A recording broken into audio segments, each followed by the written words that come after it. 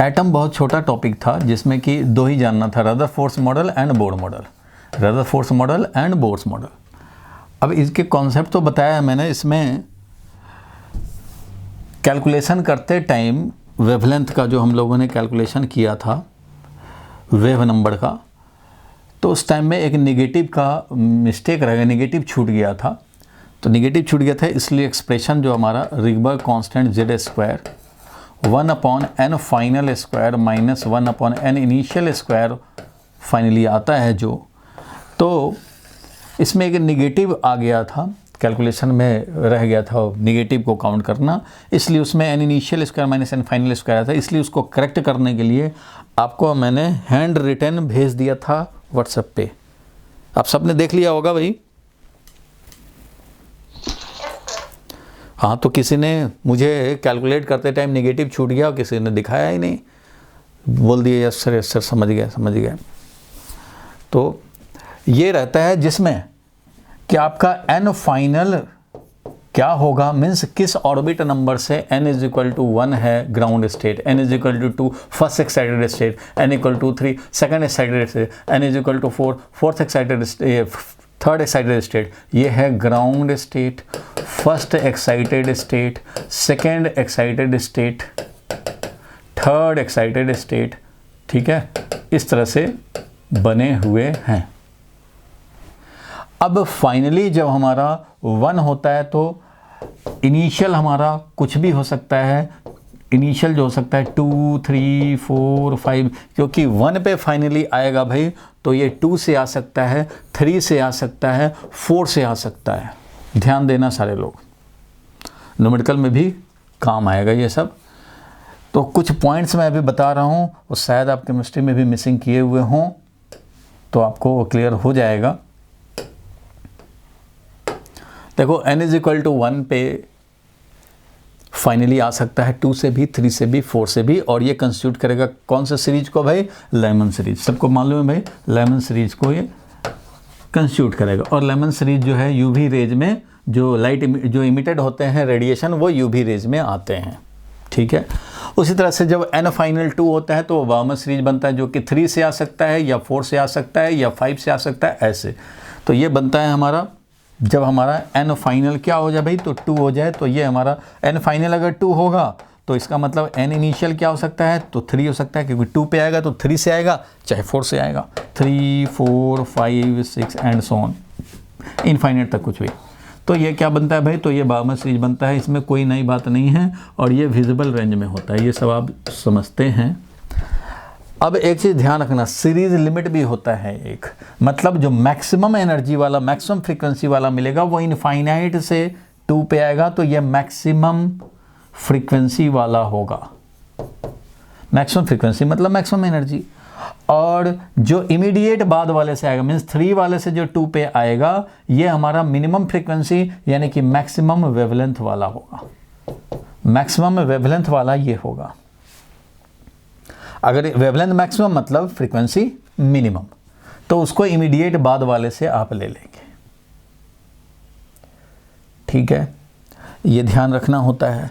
ठीक है भाई, कि लैम्डा, कभी तुम्हें पूछ दे कि लैम्डा मैक्सिमम निकालना है, लैम्डा मैक्स का मतलब है कि एनर्जी मिनिमम। लैम्डा मैक्स का मतलब, क्योंकि एनर्जी तो होता है hc बाई लैम्डा, सबको मालूम है hc बाई लैम्डा होता है, या फिर बोलते हैं h न्यू, ऐसा बोलते हैं भाई। तो अगर हमारा ज़्यादा एनर्जी डिफरेंस होगा, जो एनर्जी फोटोन लेके निकलता है वो एनर्जी डिफरेंस ज़्यादा अगर होगा तो वो ज़्यादा फ्रीक्वेंसी वाला होगा और कम वेवलेंथ वाला होगा। ज़्यादा एनर्जी का मतलब है कम वेवलेंथ वाला। इसलिए आपसे जब पूछा जाए कि भैया सबसे ज़्यादा फ्रीक्वेंसी वाला बताओ बार्मर सीरीज में कौन सा रेडिएशन होगा, तो बार्मर सीरीज का मतलब हो गया फाइनली 2 होना है और सबसे ज़्यादा मतलब इन्फिनिटी से लाओ। तो यहाँ पे आप n इनिशियल तो आप रख लोगे इन्फिनिटी, n फाइनल 2 रख दोगे तो बार्मर सीरीज का तुम्हें इनफाइनाइट से यानी मैक्सिमम फ्रीक्वेंसी वाला रेडिएशन का मिलेगा तुम्हें। और अगर हमें मैक्सिमम वेवलेंथ वाला चाहिए तो इमीडिएट बाद, क्योंकि सबसे कम एनर्जी सबसे ज़्यादा वेवलेंथ, सबसे कम एनर्जी सबसे ज़्यादा वेवलेंथ। सबसे कम एनर्जी कब होगा, जब फाइनल तो 2 पे आना ही तो 3 से आए, तो सबसे कम एनर्जी डिफरेंस वाला होगा वो मैक्सिमम वेवलेंथ वाला होगा। ये बात सब लोग समझते हैं भाई। Yes sir. चलो ये समझते हैं। अच्छा ये भी समझते हैं क्या के अल्फ़ा लाइन क्या है, के बीटा लाइन क्या है, के गामा लाइन क्या है, या एल अल्फ़ा क्या है, या एल बीटा क्या है? कोई बोलता है एल बीटा के लिए आप बताओ कितना वेवलेंथ होगा एल बीटा लाइन का, पूछ दिया जाए तो इसका मतलब समझते हो क्या होता है? एल बीटा का मतलब हो गया, देखो जो सेल्स होते हैं के एल एम एन ऐसा करते हो आप, के सबसे नियरेस्ट होता है न्यूक्लियस के, इसको हम लोग n इक्वल टू 1 वाला मानते हैं भाई, इसको मानते हैं n इज इक्वल टू 2 वाला, इसको मानते हैं n इज इक्वल टू 3 वाला, इसको मानते हैं n इज इक्वल टू 4 वाला। ये समझते हो बात? Yes sir. चलो ठीक है, इसका मैं मीनिंग बता रहा हूँ। कोई बोल दे, केमिस्ट्री में भी आ सकता है क्वेश्चन, फिजिक्स में भी आ सकता है कि एल अल्फ़ा लाइन या एल बीटा लाइन के लिए आप रेडिएशन का वेवलेंथ बताओ।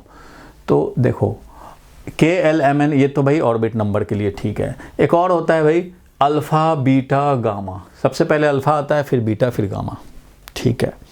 तो एल बीटा लाइन का मतलब क्या हुआ? एल बीटा लाइन का मतलब हो गया एल है मतलब n इक्वल टू 2 है, इट मीन्स फाइनल जो होगा वो n इक्वल टू 2 पे। और अल्फ़ा के बाद बीटा, तो अल्फ़ा अगर होता तो मैं बोलता, अगर देखो l है ना यहाँ पे l, तो l का मतलब जैसे ही l आया तो समझ लेंगे कि फाइनल जो है n फाइनल हमारा 2 है। और l अल्फ़ा, अल्फ़ा का मतलब है इमीडिएट बाद से, और अल्फ़ा इमीडिएट बाद से, और बीटा का मतलब है उसके बाद वाला, मीन्स फाइनल तो ये बनना है बट इनिशियल होगा तुम्हारा 4। तो मैं बोल रहा हूं कि यहां पे देखो इस वाले लाइन को मैं बोलूंगा के एल एम एन, इसको बोलूंगा के अल्फा, इस वाले को बोलूंगा के बीटा। के मतलब फाइनल ऑर्बिट नंबर 1, के का मतलब क्या हो गया, के जहां आया इसका मतलब कि एन फाइनल होना है 1, और अल्फ़ा का मतलब है इमीडिएट बाद वाला, यानी कि एन इनिशियल होना है 2। अच्छा भाई, इसका मतलब ये हुआ। के बीटा का मतलब है के जैसे ही आ गया एन फाइनल होना है 1, और बीटा का मतलब है एन फाइनल, अल्फ़ा होता तो इमीडिएट बाद वाला, बीटा मतलब उसके बाद वाला, तो एन इक्वल टू 3 से आएगा। के गामा, तो के है तो इसका मतलब एन फाइनल 1 होना है, और एन इनिशियल क्या होना है, तो अल्फ़ा होता है इमीडिएट बाद, उसके बाद बीटा वाला होता है 3 से 1, उसके बाद 4 से 1, तो ये वाला होगा के गामा लाइन। मतलब इस वाले डायग्राम में मैं दिखा रहा हूँ, सारे लोग ध्यान से देखो, लैंग्वेज बदल देगा तो कुछ लोग कन्फ्यूज हो जाएंगे। ये के अल्फ़ा लाइन हुआ, देखो के मतलब फाइनल 1 हो गया, और अल्फ़ा मतलब इमीडिएट बाद वाला, तो 2 से 1 पे आ रहा है, इसको के बीटा बोलेंगे और इसको के गामा बोलेंगे। बोलो ठीक है यहाँ तक, बोलो भाई। Yes sir. और ये जो येलो वाला है इसको क्या बोलें, ये जो येलो वाला है इसको क्या बोलें, इसको बोलेंगे एल अल्फ़ा। एल मतलब फाइनल ऑर्बिट नंबर 2, अल्फ़ा मतलब इमीडिएट बाद से। ये वाला जो होगा ये है एल बीटा, और ये वाला जो हो गया वो एल गामा हो गया, एंड सो ऑन चलता रहेगा। सिमिलरली कोई बोले कि भैया एम बीटा कौन सा होगा, एम बीटा लाइन, तो के एल एम, इसका मतलब के होता है 1, एल एम इसका मतलब एन फाइनल जो है वो 3 है। के होता है 1, एल और एम, एन फाइनल 3 है, और बीटा का मतलब है इमीडिएट बाद वाला होता है अल्फ़ा, उसके बाद वाला, मीन्स एन फाइनल होगा 5, क्योंकि 4 से 3 होता तो एम अल्फ़ा होता। एम अल्फ़ा का वैल्यू का मतलब है N is equal to 4 to N equal to 3, और एम बीटा का मतलब है एन फाइनल हमारा 3 है लेकिन एन इनिशियल 5 है। तो ये वाला लिखेंगे, देखो ये वाला जो मैं लिखूँगा ये हो गया तुम्हारा एम अल्फ़ा, फाइनल हमारा 3 पे आ रहा है, इसको बोलेंगे एम अल्फ़ा लाइन। कुछ समझ में आया भाई लोग? Yes sir. तो कभी लैंग्वेज बदल दे तो कंफ्यूज नहीं होना है, ये सब ध्यान रखने हैं।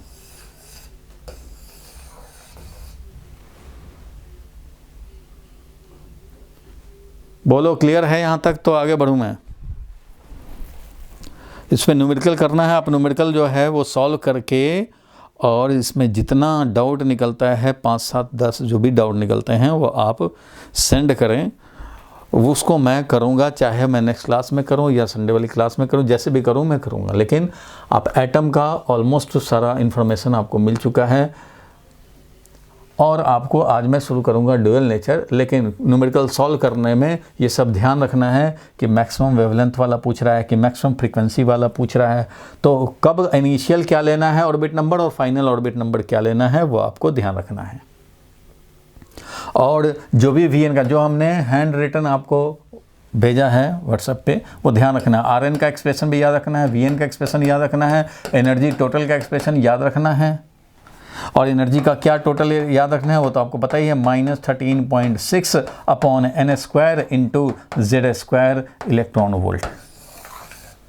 ये है, इसी में एक माइनस का गड़बड़ी हो गया था जो आपने हाईलाइट नहीं किया, तो इसलिए मुझे फिर भेजना पड़ा।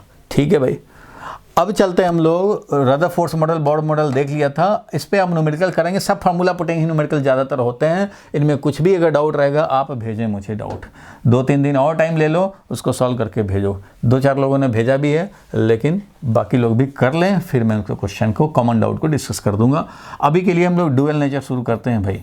देखो भाई, ड्यूअल नेचर भी छोटा सा टॉपिक है, लेकिन एटम इतना छोटा नहीं है। खैर, एटम और ईएम वेव ये दोनों स्टार हैं, 2 क्लास में खत्म होने वाले। ड्यूअल नेचर क्या है जरा देखें इसको।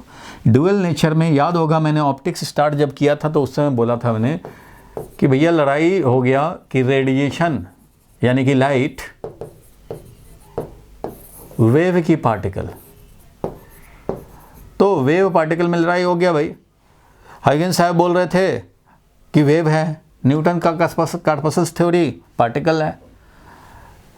तो भाई सबसे पहले तो न्यूटन साहब का कॉर्पस्कल्स थ्योरी जो लोगों ने मान लिया, बाद में क्या हुआ भाई, इंटरफेरेंस, डिफ्रैक्शन, पोलराइजेशन ये सब एक्सप्लेन नहीं हो पाया, तो वेव थ्योरी एस्टेब्लिश हो गया। वेव थ्योरी के बेसिस पे देखा गया कि इंटरफेरेंस, डिफ्रैक्शन, पोलराइजेशन सब एक्सप्लेन हो गया, इसलिए वेव थ्योरी फिर बाद में एस्टेब्लिश हो गया। लेकिन 1905 में आया एक फिनोमेना, फोटो इलेक्ट्रिक इफेक्ट, जो हम लोग को पता लगा कि फोटो इलेक्ट्रिक इफेक्ट भी होता है भाई। तो इसका एक्सप्लेनेशन, लाइट जो है जब भी मेटल के सरफेस पे स्ट्राइक करता है तो इलेक्ट्रॉन्स निकाल सकता है, तो अगर इलेक्ट्रॉन निकाल पाता है तो बोलते हैं कि फोटो इलेक्ट्रिक इफेक्ट। लाइट से इलेक्ट्रॉन का निकलना, लाइट के इंसिडेंट होने से इलेक्ट्रॉन का निकलना फोटो इलेक्ट्रिक, फोटो मतलब लाइट, इलेक्ट्रॉन मतलब इलेक्ट्रॉन निकल जाना, तो ऐसा इफेक्ट जिसमें लाइट से हम लोग इलेक्ट्रॉन्स को निकालते हैं मेटल सरफेस से, फोटो इलेक्ट्रिक इफेक्ट रहता है।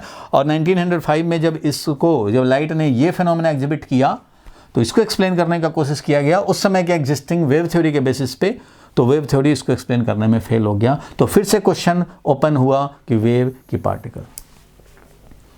तो भैया ये नोटिस में आया कि सम फिनोमेना, इंटरफेरेंस, डिफ्रैक्शन, पोलराइजेशन, सम फिनोमेना ऐसे हैं जो पार्टिकल नेचर पे नहीं एक्सप्लेन होते हैं, वेव नेचर पे ही होते हैं, और कुछ ऐसे फिनोमेना हैं जो पार्टिकल नेचर पे ही एक्सप्लेन होते हैं, वो वेव से नहीं हो सकते। इसका मतलब दोनों एग्जिस्टेंस समझा जाए, दोनों नेचर को समझा जाए, और ये माना जाए कि radiation have dual nature, radiation have dual nature, wave nature as well as particle nature.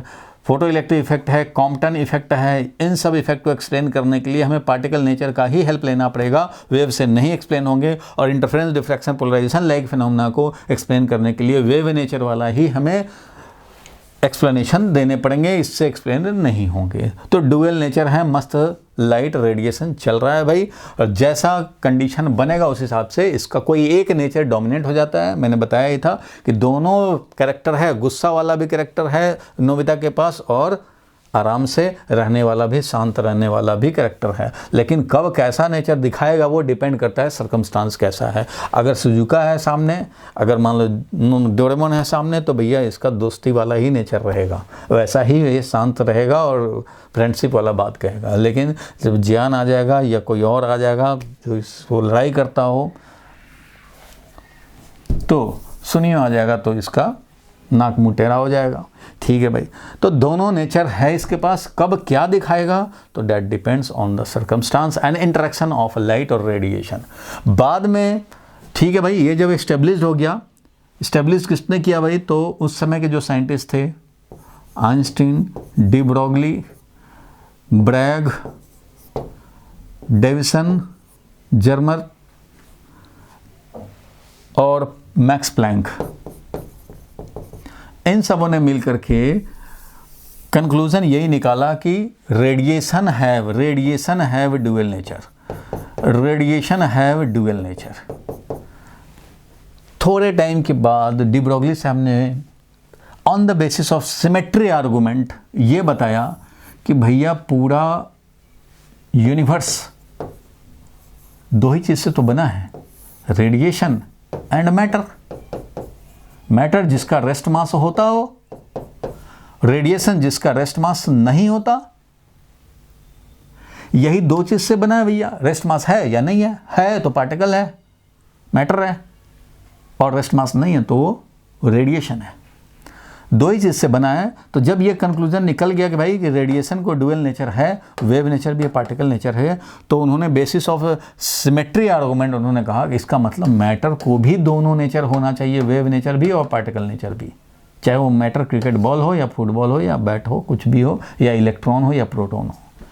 तो उन्होंने डी ब्रोगली हाइपोथेसिस उन्होंने ऐसा अज्यूम किया, ऐसा उन्होंने बताया, और ऑन द थ्योरेटिकल बेसिस उन्होंने ऑब्टेन भी कर दिया। बाद में डेविसन एंड जर्मर साहब ने जो एक्सपेरिमेंट किए उससे ये वेरीफाइड हुआ कि डी ब्रोगली साहब का ये कहना कि मैटर को भी दोनों नेचर है, वेव नेचर और पार्टिकल नेचर।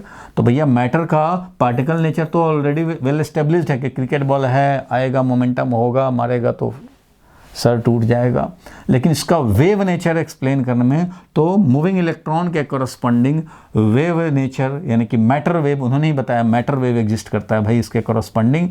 तो डेविसन एंड जर्मर एक्सपेरिमेंट में ये एक्सपेरिमेंटली वेरीफाइड हो गया कि डी ब्रोगली साहब का कहना कि मैटर में भी वेव नेचर है वो प्रूव्ड हो गया था। इसलिए इस चैप्टर का नाम क्या पड़ा? Dual nature of light. ये तो अभी खैर लाइट के लिए बात बोल रहा है, लेकिन चैप्टर नेम है dual nature of matter and radiation, dual nature of radiation and matter, यानी कि दोनों को ड्यूअल नेचर है भैया। यही हम लोगों को देखने हैं। तो डी ब्रोगली वेवलेंथ जो है वो क्या है? डी ब्रोगली वेवलेंथ यही है, matter material particle moving condition में मैटर वेव कॉरस्पॉन्ड एसोसिएट करता है, और उसका वेवलेंथ भी हम लोग h/p से देते हैं। डी ब्रोगली साहब ने बताया था h/mv, ये उन्होंने बताया था, और इसी को थोड़ा सा और एक्सप्लेन हम लोगों को करने हैं और यूज़ करने हैं। तो खैर इस चैप्टर के लास्ट में आएगा ये। पहले क्या आएगा? ड्यूअल नेचर ऑफ रेडिएशन, और इसके बेसिस पे फोटो इलेक्ट्रिक इफेक्ट का एक्सप्लेनेशन। मेन इस चैप्टर में ड्यूअल नेचर में क्या क्या है वो अब आप समझ लें कि पढ़ना क्या क्या है अब इसमें। तो सबसे पहले पढ़ना है photon model, photon model of light. क्या है फोटोन मॉडल ऑफ लाइट वो समझेंगे। मतलब रेडिएशन का ड्यूअल नेचर होता है, तो रेडिएशन में वेव नेचर तो हम लोगों ने पढ़ा भाई, वेव ऑप्टिक्स में पढ़ा या ईएम वेव में पढ़ा, लेकिन रेडिएशन में हम लोग देखेंगे कि पार्टिकल नेचर क्या है। मतलब radiation light consist of photons particles, तो पार्टिकल नेचर क्या है? तो पार्टिकल नेचर वो है फोटोन मॉडल। तो पहले फोटोन मॉडल समझेंगे जो कि पार्टिकल नेचर को सपोर्ट करता है। जो न्यूटन साहब ने पहले पार्टिकल नेचर बताया था कार्पसल्स थ्योरी के बेसिस पे, जो मॉडर्न पार्टिकल नेचर व्यू है रेडिएशन का वो है फोटोन मॉडल, यानी क्वांटम नेचर ऑफ रेडिएशन। तो फोटोन मॉडल क्या है वो पढ़ने हैं। इसके बेसिस पे आपको फोटो इलेक्ट्रिक इफेक्ट पढ़ने हैं। अब सोचेंगे फोटो इलेक्ट्रिक इफेक्ट तो पढ़ा ही था, लेकिन फोटो इलेक्ट्रिक इफेक्ट पढ़े थे, कोई बात नहीं है। इसमें कम से कम 7-8 ग्राफ भी जानना है आपको। मीन्स आपने हो सकता है केमिस्ट्री में 5 सेंटेंस पढ़ा हो या 10 सेंटेंस पढ़ा हो, तो यहाँ 30 सेंटेंस पढ़ने हैं, फोटो इलेक्ट्रिक इफेक्ट पढ़ने हैं। और लास्ट में यही डी ब्रोगली का मैटर वेव, यानी कि ड्यूअल नेचर का जो हम लोगों का मैटर के कॉरस्पॉन्डिंग है, तो वो देखेंगे डी ब्रोगली वेवलेंथ।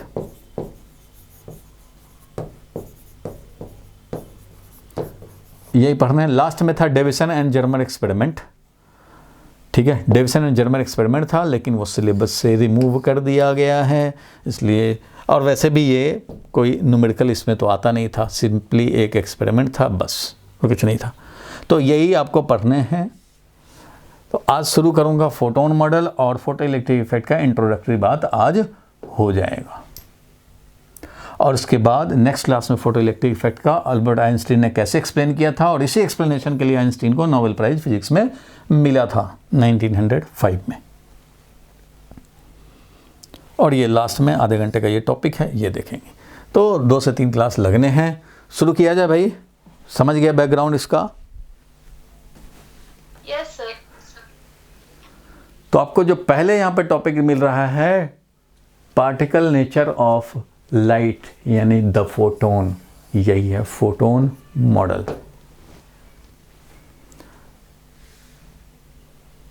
इसकी बात हम लोग फिर से करेंगे। डी ब्रोगली साहब ने बताया था on the basis of symmetry argument कि यूनिवर्स हमारा 2 चीज़ से बना है, तो इधर अगर ड्यूअल नेचर है तो इधर भी ड्यूअल नेचर होना चाहिए, और बाद में वेरीफाइड हुआ डेविसन एंड जर्मन एक्सपेरिमेंट में। तो इसको अभी हम लोग साइड करें और देखें कि रेडिएशन का फोटोन पिक्चर यानी कि पार्टिकल नेचर क्या है। रेडिएशन का हम लोगों ने वेव नेचर तो देखा वेव ऑप्टिक्स में, अब इसका हमें फोटोन मॉडल यानी फोटोन पिक्चर ऑफ रेडिएशन समझने हैं। इसको हम लोग क्वांटम नेचर ऑफ रेडिएशन भी बोलते हैं। क्वांटम नेचर ऑफ रेडिएशन भी बोल सकते हैं, रेडिएशन का क्वांटम नेचर। तो भैया देखो ये सब बात तो हम लोग देखेंगे, लेकिन अभी मेन बात जो है वो समझ लें, उसके बाद ये सब समझ में आएगा। नहीं तो ये तो समरी पॉइंट्स हैं एनसीईआरटी के अकॉर्डिंगली, लेकिन इनको समझने के लिए थोड़ा डिस्कशन कर देते हैं तो ये क्या करके सब आराम से समझ में आ जाएंगे। देखो भैया, सबसे पहले तो ये जो मैक्स प्लैंक हैं, मैक्स प्लैंक ने photon picture of radiation propose किया था कि जो पार्टिकल नेचर न्यूटन साहब कह रहे हैं कॉर्पसल्स थ्योरी, उसको भूल जाओ, वो चीज़ ठीक नहीं है। और अल्बर्ट आइंस्टीन और प्लैंक साहब ने मिल करके जो फोटोन मॉडल प्रपोज किया, बताया कि ये है क्वांटम नेचर ऑफ रेडिएशन, ये है पार्टिकल नेचर ऑफ रेडिएशन, और इसी के बेसिस पे फोटो इलेक्ट्रिक इफेक्ट भी एक्सप्लेन होगा, कॉम्पटन इफेक्ट भी इसी बेसिस पे एक्सप्लेन होगा। ये कॉर्पसल्स नाम का पार्टिकल नहीं, जो न्यूटन साहब का कॉर्पसल्स था वो मैटर पार्टिकल की तरह उन्होंने समझा था, तो वो नहीं।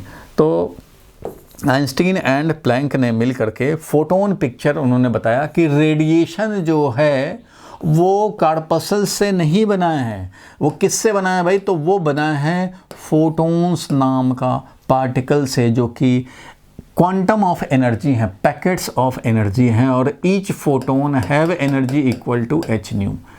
एच न्यू यानी कि एनर्जी जो है वो hc/λ है। हर फोटोन को, फोटोन क्या है? एनर्जी पैकेट्स हैं, इतना इतना एनर्जी का पैकेट बना हुआ है, बंडल बना हुआ है, और इस फॉर्म में ये फोटोन्स जा रहे हैं फटाफट, और ये एनर्जी पहुंचा रहे हैं जहां भी ये रेडिएशन जा रहे हैं। मीन्स सन है, अगर भैया सन से लाइट आ रहा है, रेडिएशन आ रहा है अर्थ पे, तो समझो फोटोन्स आ रहे हैं, फोटोन्स आ रहे हैं। तो कुछ पॉइंट्स जो हैं वो फोटोन पिक्चर के बारे में आपको जानना है। नंबर 1 बात कि each photon have energy H nu यानी कि hc/λ, और इनका रेस्ट मास जो होता है वो होता है 0, जबकि डायनेमिक मोड में इसका मास रहेगा। कैसे भैया? इसका डायनेमिक मोड में मास रहेगा। डायनेमिक मोड का मतलब है रेडिएशन मोड में। जब ये रेडिएशन मोड में है तो मास है इसके पास, लेकिन जब रेस्ट में आएगा तो सारा का सारा इसका रेडिएशन मोड का मास कन्वर्टेड इनटू एनर्जी है।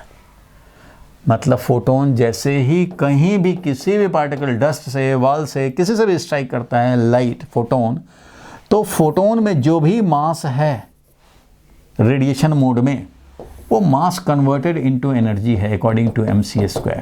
Mass is converted into energy.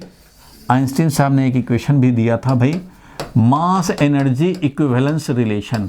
Mass energy equivalence relation इसको बोलते हैं, न्यूक्लियस में भी आगे यूज होगा ये। मास एनर्जी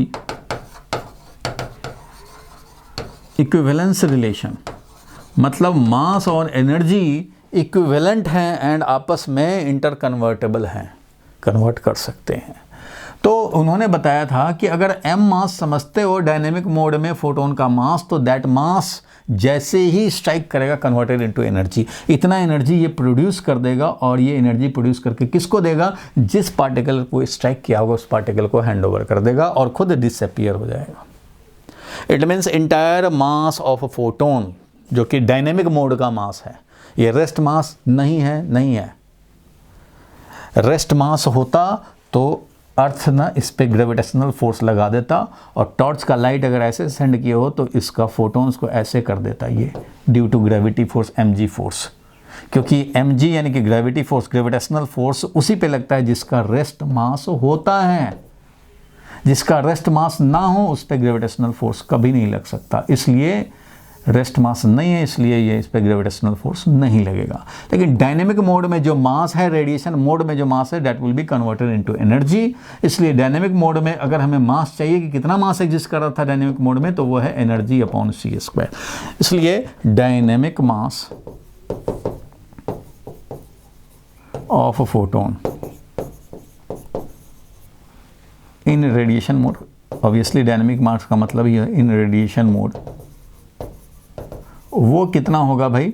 तो वो ये है, mass is equal to energy upon C square. Energy upon C square, इस पे डायनेमिक मोड में ये मास है, डायनेमिक मोड में ये मास है, एनर्जी अपॉन सी स्क्वायर। चलो भाई 4 नंबर पॉइंट और हम लोग समझे। अच्छा भाई, डायनेमिक मोड में मास अगर ये है तो ध्यान देना, energy is equal to M C square. M है डायनेमिक मोड में मास, कितने स्पीड से ये चल रहा है भाई? सी स्पीड से, तो इसका मोमेंटम कितना होगा? एम इंटू सी। मोमेंटम कितना होगा भाई? M into C. तो इसको हम लोग लिख सकते हैं, this is equal to M C into C. M C into C यानी कि momentum into C, P into C ये होता है। इसलिए मोमेंटम जो कैरी करके ले जा रहा है वो एनर्जी अपॉन सी मोमेंटम लेकर के जा रहा है। पहले भी हम लोगों ने शायद ये सब डिस्कस किया होगा। तो एनर्जी अपॉन सी यानी कि एच न्यू अपॉन सी मोमेंटम लेके जा रहा है।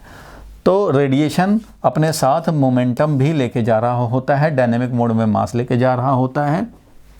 ये बात आपको समझ में आई फोटोन मॉडल के बारे में, इतना ये समझ में आया। और भी चीज़ थोड़ा सा जानने हैं भाई, और क्या चीज़ जानने हैं वो दिखाता हूँ मैं।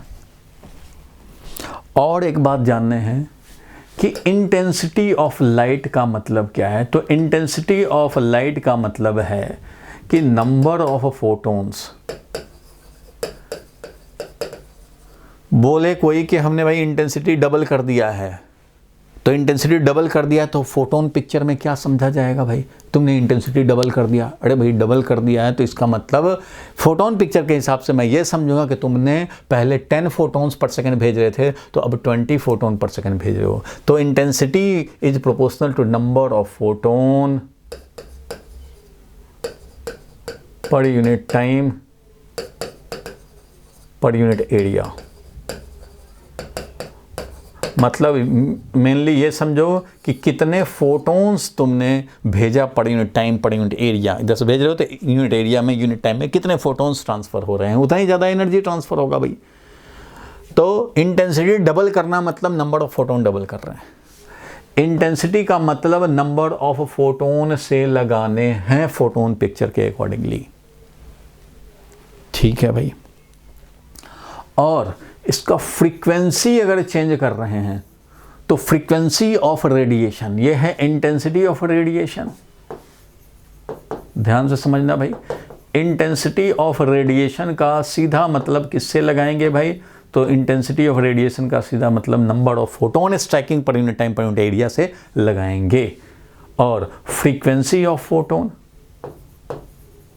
फ्रीक्वेंसी ऑफ रेडिएशन ऐसा बोले, फ्रीक्वेंसी ऑफ रेडिएशन मतलब फ्रीक्वेंसी अगर इंक्रीज कर रहे हैं तो क्या इंक्रीज हो रहा है? तो भैया सीधा इसका मतलब लगाएंगे एनर्जी ऑफ ईच फोटोन हमने डबल कर दिया। अगर फ्रीक्वेंसी डबल कर दिया तो energy corresponding to each photon हमने डबल कर दिया। Means frequency is directly proportional to energy. Energy बोले ईच फोटोन का डायरेक्टली प्रोपोर्शनल टू फ्रीक्वेंसी है। फ्रीक्वेंसी का मतलब बिल्कुल नहीं है नंबर ऑफ फोटोन से, मतलब ये हमारा इफेक्ट नहीं डालता है किसको भाई? नंबर ऑफ फोटोन्स को।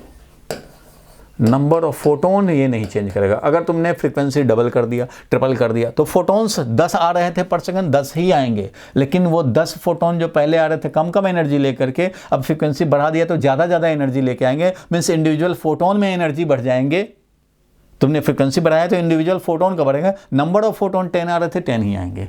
फ्रीक्वेंसी का लिंकेज आपको फोटोन पिक्चर के accordingly directly proportional to energy associated with each photon लगाने हैं। इसको कोई लिंकेज नंबर ऑफ फोटोन से नहीं है, और इंटेंसिटी को नंबर ऑफ फोटोन से लिंकेज है, इसको एनर्जी ऑफ फोटोन से मतलब नहीं है। Energy of photon decided by frequency, it does not decide, it is not proportional to energy.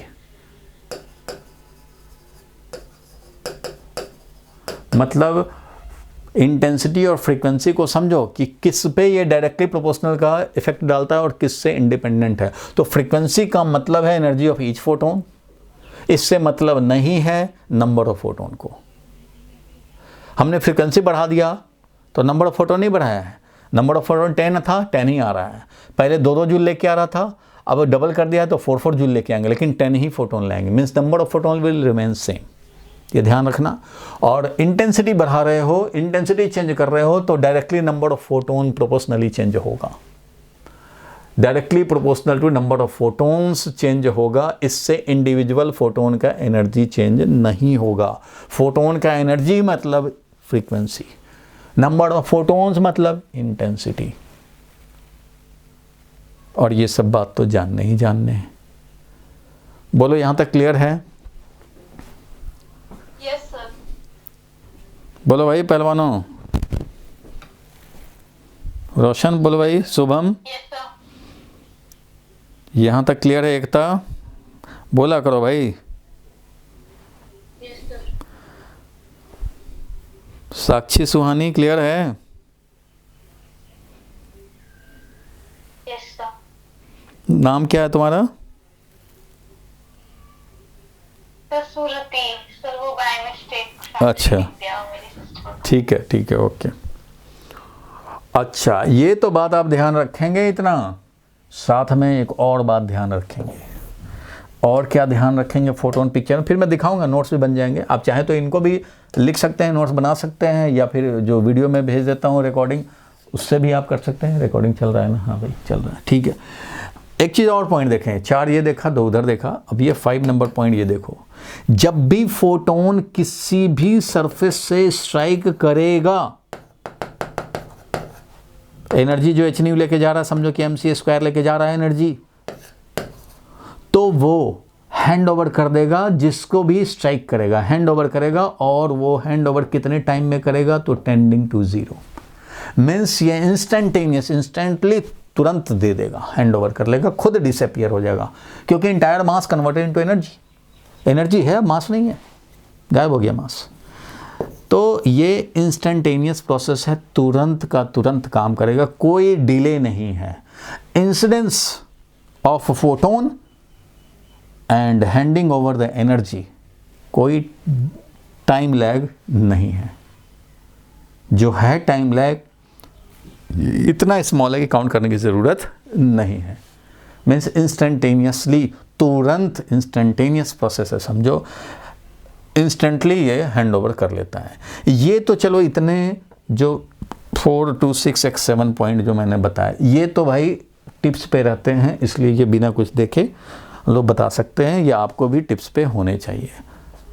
और भाई फोटोन जा रहा है तो जो लाइट के कैरेक्टरिस्टिक हैं वो फोटोन के साथ भी हैं, कि जाएगा तो रास्ते में आएंगे तो शैडो बनाएगा, तो भाई ये जाएगा तो कॉर्नर पे बेंडिंग होकर डिफ्रैक्शन दिखाएगा, और ये लेंस में जाएगा तो बेंडिंग हो जाएगा लाइट। तो वो सब रे ऑप्टिक्स, वेव ऑप्टिक्स जो भी लाइट एग्जिबिट करता है वो सब तो ये भी करेगा। मतलब ये नहीं कि फोटोन जा रहा है स्ट्रेट में तो स्ट्रेट में ही चलता जाएगा, around the corner of structure and opening ये बेंडिंग करके इंक्रोचमेंट दिखाएगा शैडो रीजन में, वो सब होगा, सब काम वैसे ही रहेगा। अगर आप लेंस लाते हो, मिरर लाते हो, तो वो सब जो काम होता है वो होगा ही। लेकिन मेन फोटोन पिक्चर में ये सब बात क्लियर होना चाहिए। अब मैं इसको डिलीट कर रहा हूँ भाई, हटाऊँ? बोलो भाई, ये सब माइंड में रहेगा। इंटेंसिटी का क्या मतलब है? नंबर ऑफ फोटोन से। फ्रीक्वेंसी का क्या मतलब है भाई? तो एनर्जी ऑफ ईच फोटोन से मतलब है। बाकी मोमेंटम भी लेके जाता है, मास भी लेके जाता है, एनर्जी लेके जाता है। एच न्यू रेस्ट मास नहीं होता है भाई, और जो भी मास होता है तुरंत कन्वर्ट हो जाता है एनर्जी में, और हैंड ओवर करके खुद भगवान राम के पास जय श्री राम कर देता है। चलो भाई आगे बढ़ते हैं, इसको हटा रहा हूँ। अब जरा देखो इसमें बुक में एनसीईआरटी के अकॉर्डिंगली ये इसमें लिखा हुआ है फोटोन पिक्चर क्या है, तो इसको हम लोग देखते हैं, कुछ छूटा होगा तो अपने आप आ जाएगा। Einstein propose the electromagnetic radiation is quantized, quantize मतलब क्वांटिटी, ये पैकेट्स में बने हुए हैं, ये डिस्क्रीट बने हुए हैं, ये कॉन्टिन्यूसली एनर्जी पूरे रेडिएशन में नहीं है, वो फोटोन्स में एनर्जी है। Means energy radiation is quantize and exist in elementary amount we call photons. ठीक है, फोटोन्स एनर्जी पैकेट्स हैं ये, कुछ लोग एनर्जी पैकेट्स बोलते हैं, कुछ लोग क्वांटा ऑफ एनर्जी बोलते हैं, क्वांटा ऑफ एनर्जी है ये। And the photon picture of electromagnetic radiation and characteristic properties of photons are as follows.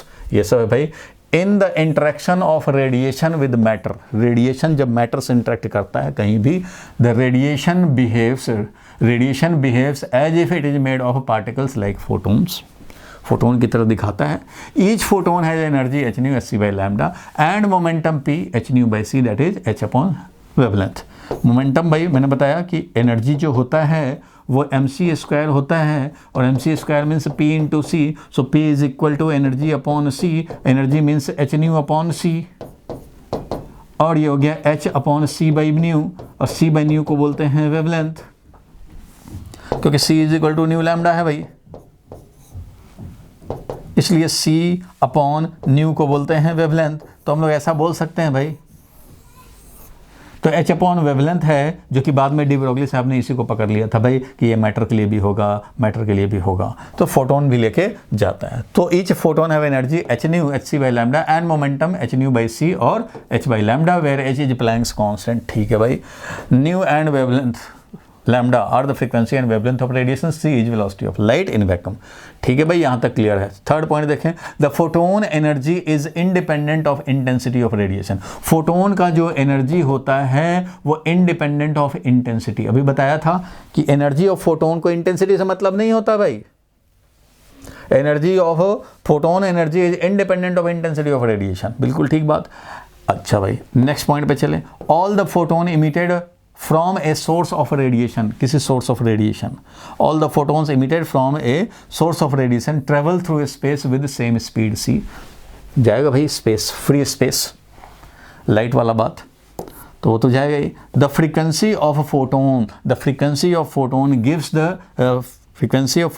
The radiation a definite energy, एक एनर्जी देता है भाई, और कलर फ्रीक्वेंसी से ही कलर और एनर्जी मिलता है, which do not change when photon travel through different medium. Different medium में, एक मीडियम से दूसरे मीडियम में जाएगा, हैंग हो गया ये भी, एक मीडियम से दूसरे मीडियम में जाएगा तो हमारा फ्रीक्वेंसी चेंज नहीं होता। The frequency of photon gives radiation a definite energy, और colour which does not change when photon travels through different medium. तो वो हम लोग रे ऑप्टिक्स में देखें भाई, एक मीडियम से दूसरे मीडियम में जाएंगे towards normal bending, away from normal bending, जो भी बेंडिंग होगा, frequency will not change. Frequency तो भैया वो सोर्स का प्रॉपर्टी होता है, फ्रीक्वेंसी चेंज नहीं होता। अगर स्पीड हाफ होगा वेवलेंथ हाफ होगा, स्पीड डबल हो तो वेवलेंथ डबल हो, लेकिन फ्रीक्वेंसी चेंज नहीं होता, कलर चेंज नहीं होता। ऐसा नहीं हुआ कि रेड लाइट है इधर से आ रहा है एयर में और वाटर में चला गया तो वो रेड लाइट ग्रीन बन गया, ऐसा थोड़ी होता है। रेड लाइट रेड ही रहेगा, फ्रीक्वेंसी सेम रहेगा। ठीक है भाई, अब लास्ट में देखो लिखा है, photon are not deflected by electric and magnetic field. Electric field magnetic field से डिफ्लेक्ट नहीं होता, क्योंकि न इसमें चार्ज होता है ना रेस्ट मास होता है। फोटोन में ना तो चार्ज होता है ना ही रेस्ट मास होता है। रेस्ट मास होता तो ग्रेविटेशनल फील्ड डिफ्लेक्ट करता, चार्ज होता तो इलेक्ट्रिक और मैग्नेटिक फील्ड डिफ्लेक्ट करता, लेकिन चार्ज नहीं होता, इसलिए इलेक्ट्रिक फील्ड डिफ्लेक्टिव और मैग्नेटिक फील्ड डिफ्लेक्ट नहीं करेगा। और साथ में इसमें ऐड किया जा सकता है कि ग्रेविटेशनल फील्ड भी इसको डिफ्लेक्ट नहीं करेगा, क्योंकि रेस्ट मास नहीं है। This shows that photons are electrically neutral. Photon जो है वो इलेक्ट्रिकली न्यूट्रल, क्या चार्ज होता ही नहीं है, उसमें चार्ज होता ही नहीं है। चलो यहाँ तक तो सबको क्लियर है भाई, पॉइंट्स आपको अभी क्लियर हो गए। अब आगे देखते हैं,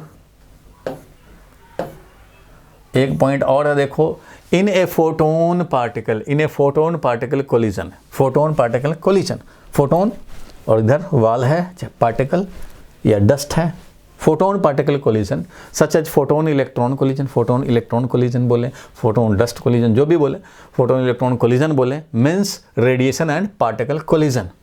the energy and momentum are conserved, energy और मोमेंटम कंजर्व्ड होते हैं, मतलब जो मोमेंटम लेके आएगा दे देगा उसको momentum. However, the number of photons may not be conserved in a collision. Number of photons वो कंजर्व नहीं हो, क्योंकि इधर से फोटोन आया, नंबर ऑफ फोटोन, उधर से हमारा फोटोन नहीं निकला, एब्जॉर्ब करके रख लिया, तो नंबर ऑफ फोटोन कंजर्व नहीं, लेकिन एनर्जी टोटल और मोमेंटम कंजर्व रहेंगे। इसमें और भी हम लोग देख सकते हैं, और पहले मैंने दिखाया भी था शायद, कि अगर कोई वाल है, मान लो फोटोन लेके गया एनर्जी, अगर ये एब्जॉर्बिंग सरफेस है, एक ऑब्जर्विंग सरफेस होता है, एक रिफ्लेक्टिंग सरफेस होता है।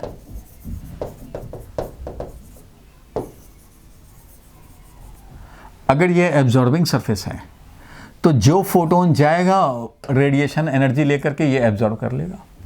समझो कि ब्लैक बॉडी है, एब्जॉर्बिंग सरफेस है, तो कुछ ही रिफ्लेक्ट करता होगा, 2-4% ज़्यादा एब्जॉर्ब भी कर लेता है, तो एब्जॉर्ब कर लेता है।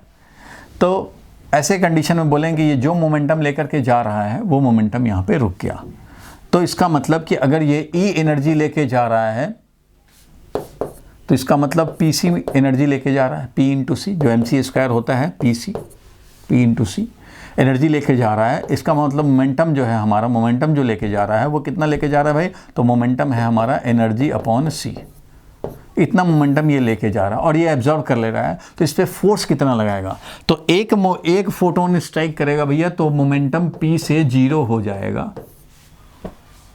और अगर डेल्टा टी टाइम में n फोटोन स्ट्राइक कर रहे हैं, कैपिटल N फोटोन, अगर मैं बोलूं कि n फोटोन स्ट्राइक कर रहे हैं, एक फोटोन स्ट्राइक करने का मतलब है p को 0 कर देना, चेंज इन मोमेंटम। ये तो change in momentum per unit time is known as force.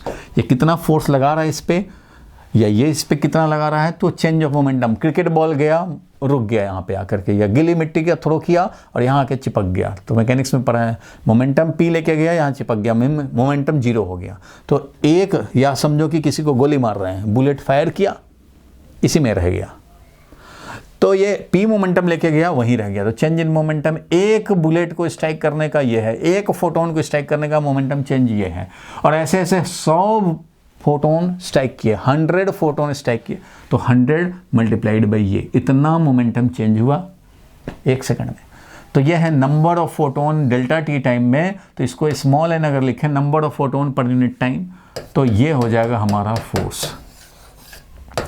N क्या है, एन है number of photons striking the surface in delta t time, number of photon striking the surface per second, ऐसा लिखें ज़्यादा अच्छा रहेगा, per second, that is capital N divided by delta t means number of photon striking per unit time। तो ये force लगेगा, लेकिन ये रिफ्लेक्टिंग सरफेस होगा, मिरर हो गया मान लो।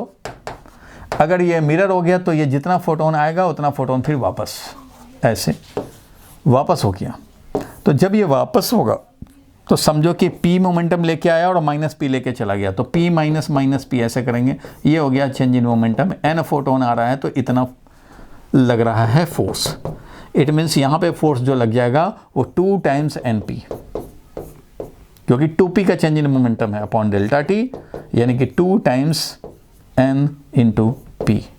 वहाँ NP है तो यहाँ पे 2NP।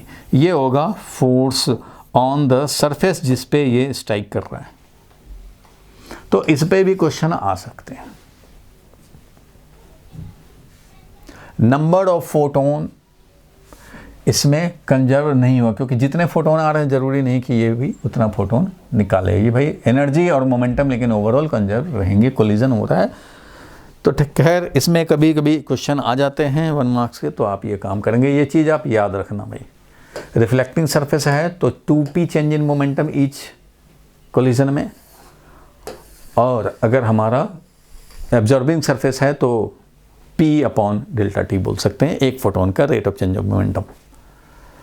चलो ये सब आप फोटोन मॉडल का ध्यान रखेंगे, और इतने फोटोन मॉडल के फैक्ट के साथ हम लोग आगे बढ़ेंगे। तो आगे बढ़ेंगे तो सबसे पहले क्या आया भाई, तो आया कि इलेक्ट्रॉन का एमिशन, फोटो इलेक्ट्रिक इफेक्ट का ये सब बैकग्राउंड प्लेटफॉर्म तैयार हो रहा है कि फोटो इलेक्ट्रिक इफेक्ट है क्या और उसको एक्सप्लेन कैसे करेंगे। तो एक्सप्लेन करने का टूल है, आइंस्टीन साहब ने यही photon model of radiation use किया था और इसके बेसिस पे एक्सप्लेन किया था, इसलिए वो बात आप समझ गए। अब जरा समझते हैं हम लोग फोटो इलेक्ट्रिक इफेक्ट क्या है। तो उसके पहले जानना होगा कि इलेक्ट्रॉन का एमिशन कितने तरह से हो सकता है। थोड़ा बैकग्राउंड में चलें तो इलेक्ट्रॉन एमिशन जो हो सकता है, इलेक्ट्रॉन का जो एमिशन हो सकता है वो 3 तरह से हो सकते हैं। अगर मान लो कहीं से इलेक्ट्रॉन निकलना ही है, मेटल से मान लो इलेक्ट्रॉन निकलना ही है, तो एक तो है भैया कि तुम लाइट इंसिडेंट कराओ, इलेक्ट्रॉन निकालो, फोटो इलेक्ट्रिक इफेक्ट। कभी कभी ऐसा भी होता है भाई कि इसमें हम लोग क्या करें भाई, तो एक मेटल का एलिमेंट बना लिया, इसमें करंट पास करा दिया और इससे ये हीटिंग इफेक्ट हुआ, और हीटिंग इफेक्ट हो गया तो हीट एनर्जी लेकर कुछ इलेक्ट्रॉन निकल आए, तो इसको बोलते हैं थर्मियोनिक एमिशन। थर्मल एनर्जी से तो थर्मियोनिक एमिशन, ये हो गया फोटो इलेक्ट्रिक एमिशन, यानी कि फोटो इलेक्ट्रिक इफेक्ट हो गया ये, ठीक है। और एक होता है फील्ड एमिशन, एक होता है फील्ड से भी हम लोग निकाल सकते हैं फील्ड एमिशन। मतलब मान लो ये मेटल है, इलेक्ट्रॉन को बोल रहे हैं निकलने के लिए, निकल जा भाई इलेक्ट्रॉन निकल जाए, ये बोल रहा नहीं, बोलने से थोड़ी मैं निकल जाऊंगा, तो कैसे निकलेगा भाई, तो पुल करो। तो इलेक्ट्रिक फील्ड हमने अप्लाई किया, इलेक्ट्रिक फील्ड अप्लाई किया तो जो नेगेटिव इलेक्ट्रॉन है इसमें, उस पर ये फोर्स लगाएगा ऐसे, जो सरफेस पे है वो इलेक्ट्रॉन उस पर ऐसे फोर्स लगाएगा, तो फोर्स लगाएगा वो होगा ई, चार्ज इंटू ई। नेगेटिव है इसलिए इसको अट्रैक्ट कर रहा है भाई, इलेक्ट्रिक फील्ड ऐसे लग रहा है, इसको ऐसे निकालना चाह रहा है, लेकिन ये फोर्स छोटा है तो छोटा फोर्स रहेगा तो नहीं निकाल पाएगा, तो फील्ड और बड़ा करो भाई। मीन्स ये समझो कि positive plate, negative plate, capacitor के अंदर मान लो हम लोग काम कर रहे हैं, तो फील्ड और स्ट्रॉन्ग करें अगर, तो ये और फोर्स इंक्रीज होगा, और फील्ड बढ़ाएं और इंक्रीज होगा, तो फील्ड का पर्टिकुलर वैल्यू पे ये इलेक्ट्रॉन को निकाल देगा, तो इसको बोलते हैं फील्ड एमिशन। फील्ड से हम लोगों ने निकाला। तो ये 3 तरह से हम लोग फोटो इलेक्ट्रॉन्स निकाल सकते हैं, लेकिन अभी हम लोगों का जो पढ़ने का है वो है photo electric effect, means light incident कराएं और उससे इलेक्ट्रॉन पाएं, तो that is called photo electric effect, और यही हम लोगों को आगे पढ़ना है। तो देखो भाई, कोई भी मेटल में क्या होता है, इलेक्ट्रॉन्स होते हैं भाई, अब इन्हीं इलेक्ट्रॉन्स को निकालना था, तो by nature electrons in metal are freely and randomly moving, freely और रैंडमली मूव कर रहे होते हैं, बट ये मेटल को छोड़ के नहीं जा सकते, मेटल में ही रहेंगे, यहीं जिएंगे, यहीं मरेंगे, लेकिन यहीं रहेंगे जब तक कि इन तीनों में से कोई ना काम हो जाए, तब तक ये निकलेंगे नहीं वहाँ से।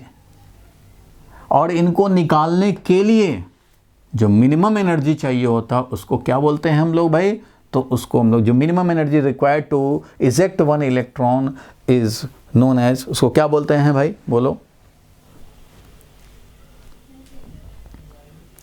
एटम में पढ़ते हो ना आयोनाइजेशन एनर्जी, बोलो क्या बोल रहे हो, वर्क फंक्शन।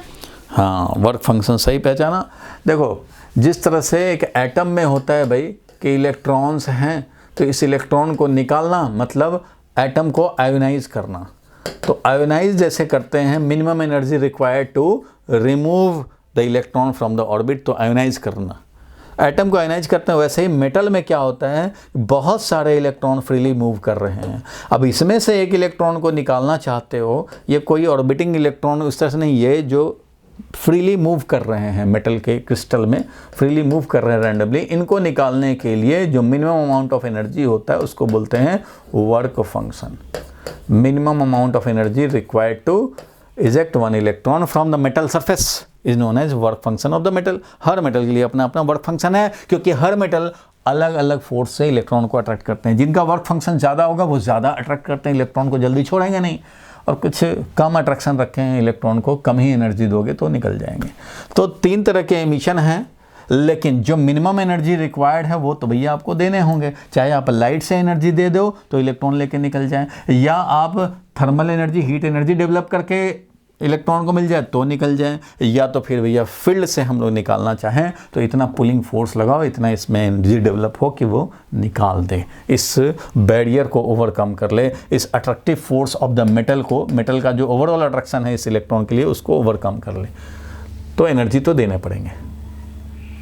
ठीक है भाई, ये 3 तरह का है। यहाँ पढ़ लिया जाए अब क्या कह रहा है भाई इलेक्ट्रॉन एमिशन के बारे में। तो we know that metals have free electrons, होता है भाई, रिस्पॉन्सिबल फॉर देयर कंडक्टिविटी। जब मेटल में हम लोग सेल लगाते हैं तो कंडक्ट करने लगता है, तो उसके लिए रिस्पॉन्सिबल कौन होता है, करंट जो कंस्यूट करा दे भाई, उसके लिए रिस्पॉन्सिबल है free electrons. However, the free electrons can not normally escape out of the metal surface. Metal surface से नॉर्मली नहीं निकल सकते।